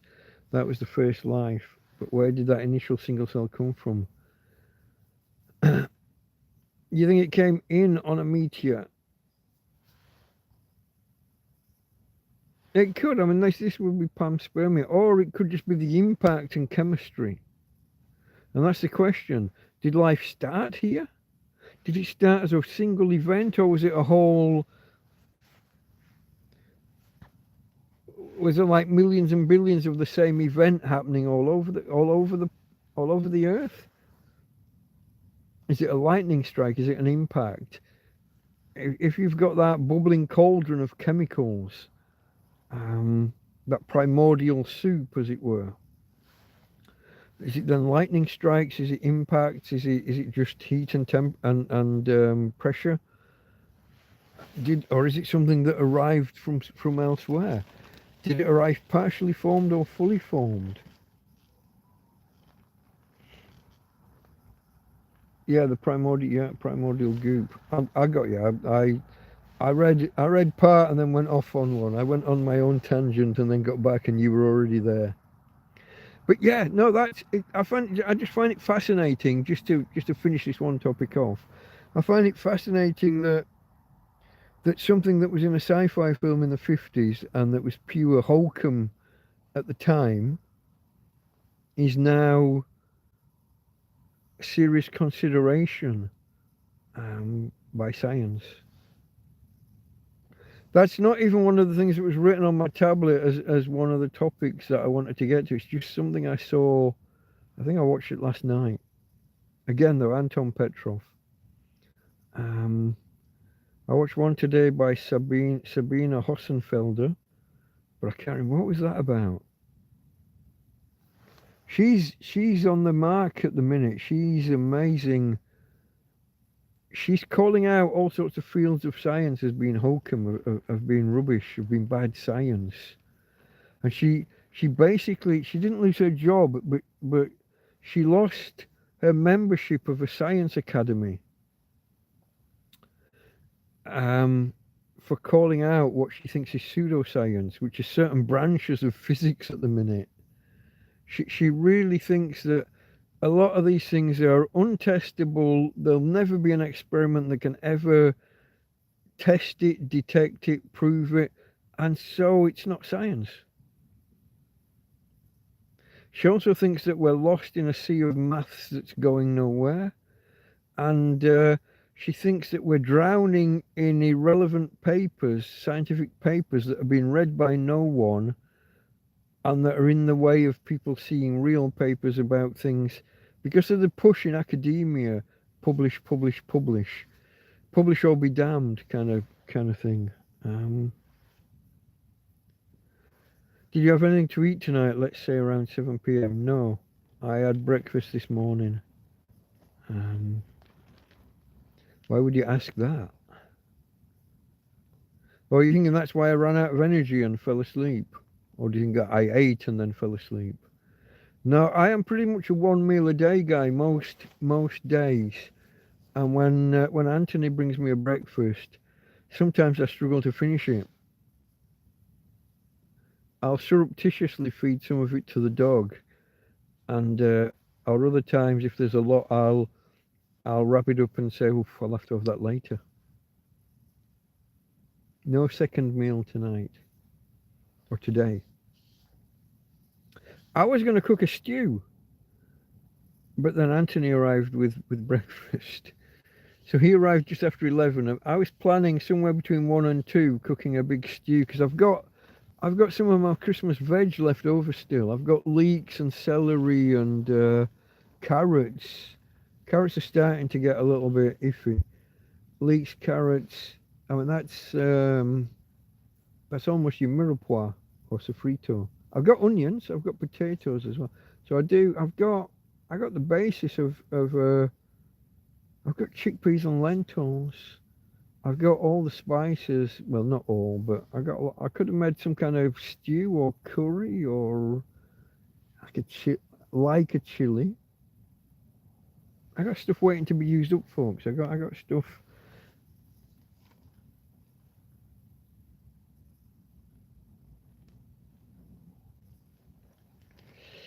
You think I should switch to 2 meals a day? That's more work than it's worth, isn't it? If I cooked a big pan of stew, I would have 2 or 3 helpings. Now that might mean I have a bowl full. I might have 2 bowlfuls as one meal, and then usually somewhere around midnight, if I've got the stew sat there, I'll do something like that. Babe, you okay? But no, I am primarily. Babe, are you turning the wrong way? Where are you going? I'm over here. Daddy's over here. Hey. Well, you deliberately want to go that way, babe. Okay. I don't know. There she is. Okay, I was going to stop on the 3.5 hour mark. I think I'm going to. I think we're running out of conversation, folks. I think we're running out of viewers. It's a bit embarrassing doing a live stream to 7 people, and only one of them's talking, or somebody joins just as I'm finishing up, just as I'm leaving. I think we're going to call it quits there, folks. I would end it in the manner to which you've become accustomed, but her ladyship has decided to rotate around under the covers there, and he's headed the other way a little bit.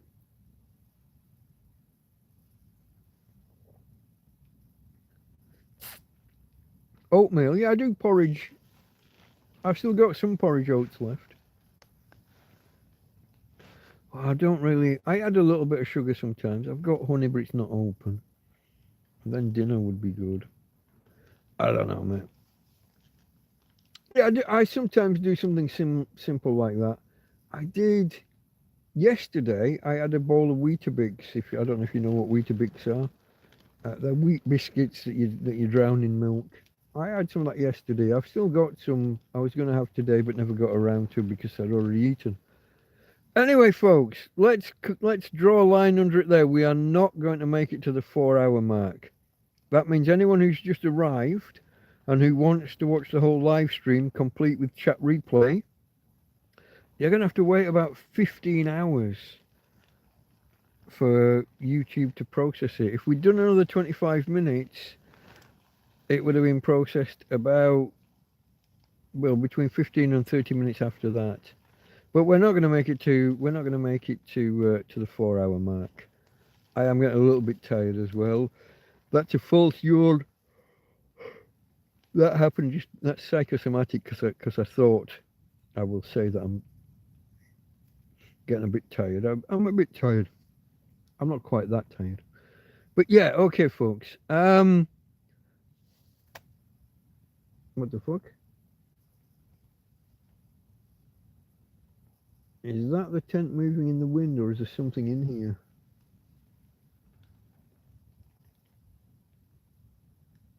Did you hear that crunch? Something moved.